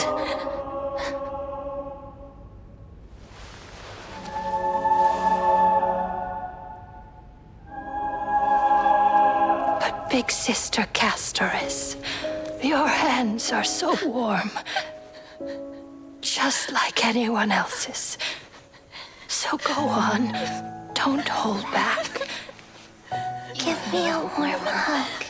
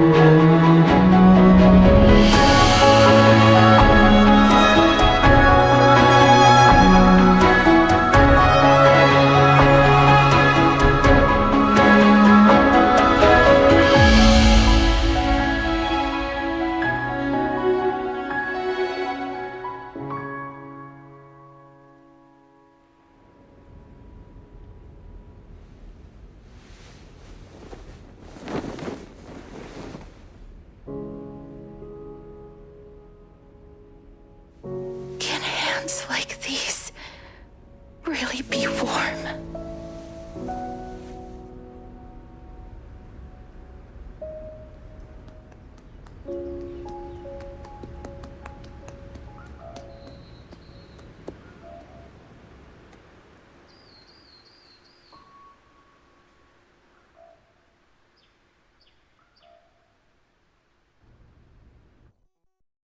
On the day that Ornyx's trial ended, you must have had many questions. I felt just as confused. Why, as someone from beyond the sky, were you so cruelly dragged into Amphorius's fate? I wished I could take action, but no matter how hard I try, I cannot simply interact with the living as ordinary people do. Even when we brushed against each other unintentionally in the grove, and it was obvious that nothing had happened. When an almost unattainable hope finally welled up in my heart. When I thought that perhaps my touch would no longer bring sorrow, fate declared to me, it wasn't that the curse of death had finally been lifted, but that your soul no longer belonged to this world. And there was nothing left for my hands to take. Nothing. And did I really think this time would be any different? It's not that I don't understand this reality, just that I'm unwilling to accept it. Having walked such a long road, I am still unable to find the answer to life and death. I am resigned to eternal despair. Anything I wish to hold on to, death will inevitably wrest from my grasp. From that moment on, I lacked the courage to confirm it again. Until Ornyx laid bare the cruel truth before us.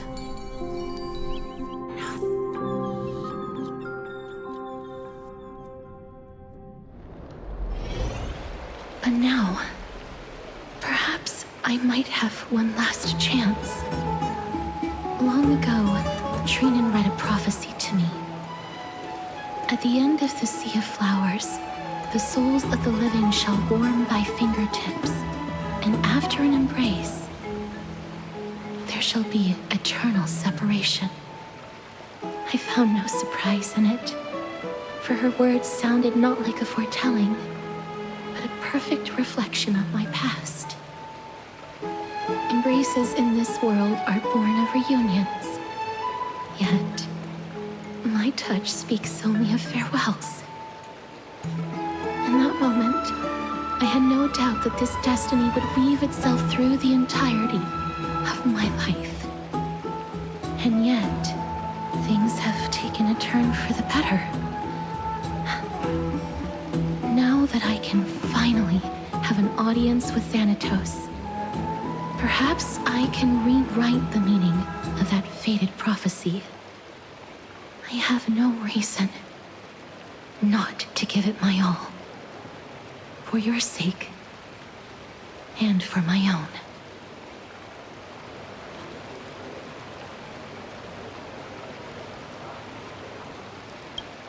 With that, I won't have any regrets.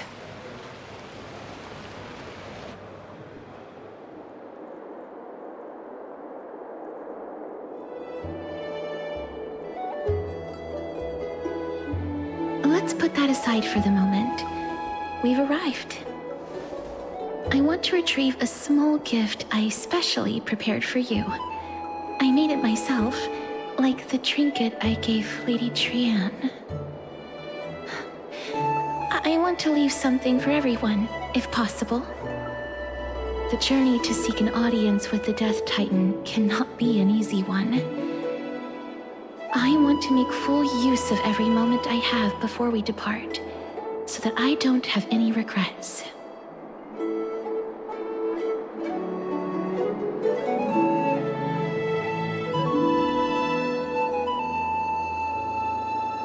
Then, perhaps you can have a look at it first. You don't have to take it if you don't like it. Look, it's right there. Huh? Where did it go? What's going on?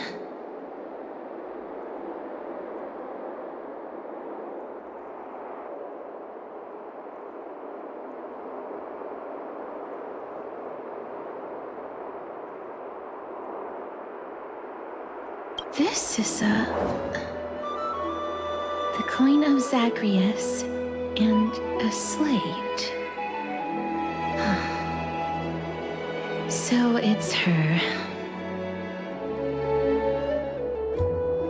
It's Lady Cypher, the demigod of Zagreus whom Lady Aglaia had spoken of. She's a master thief who's left legendary tales all over Amphorius. So many years have passed, yet she's still announcing herself in such a crass manner. Let's just do as the slate says and look for Lady Cypher.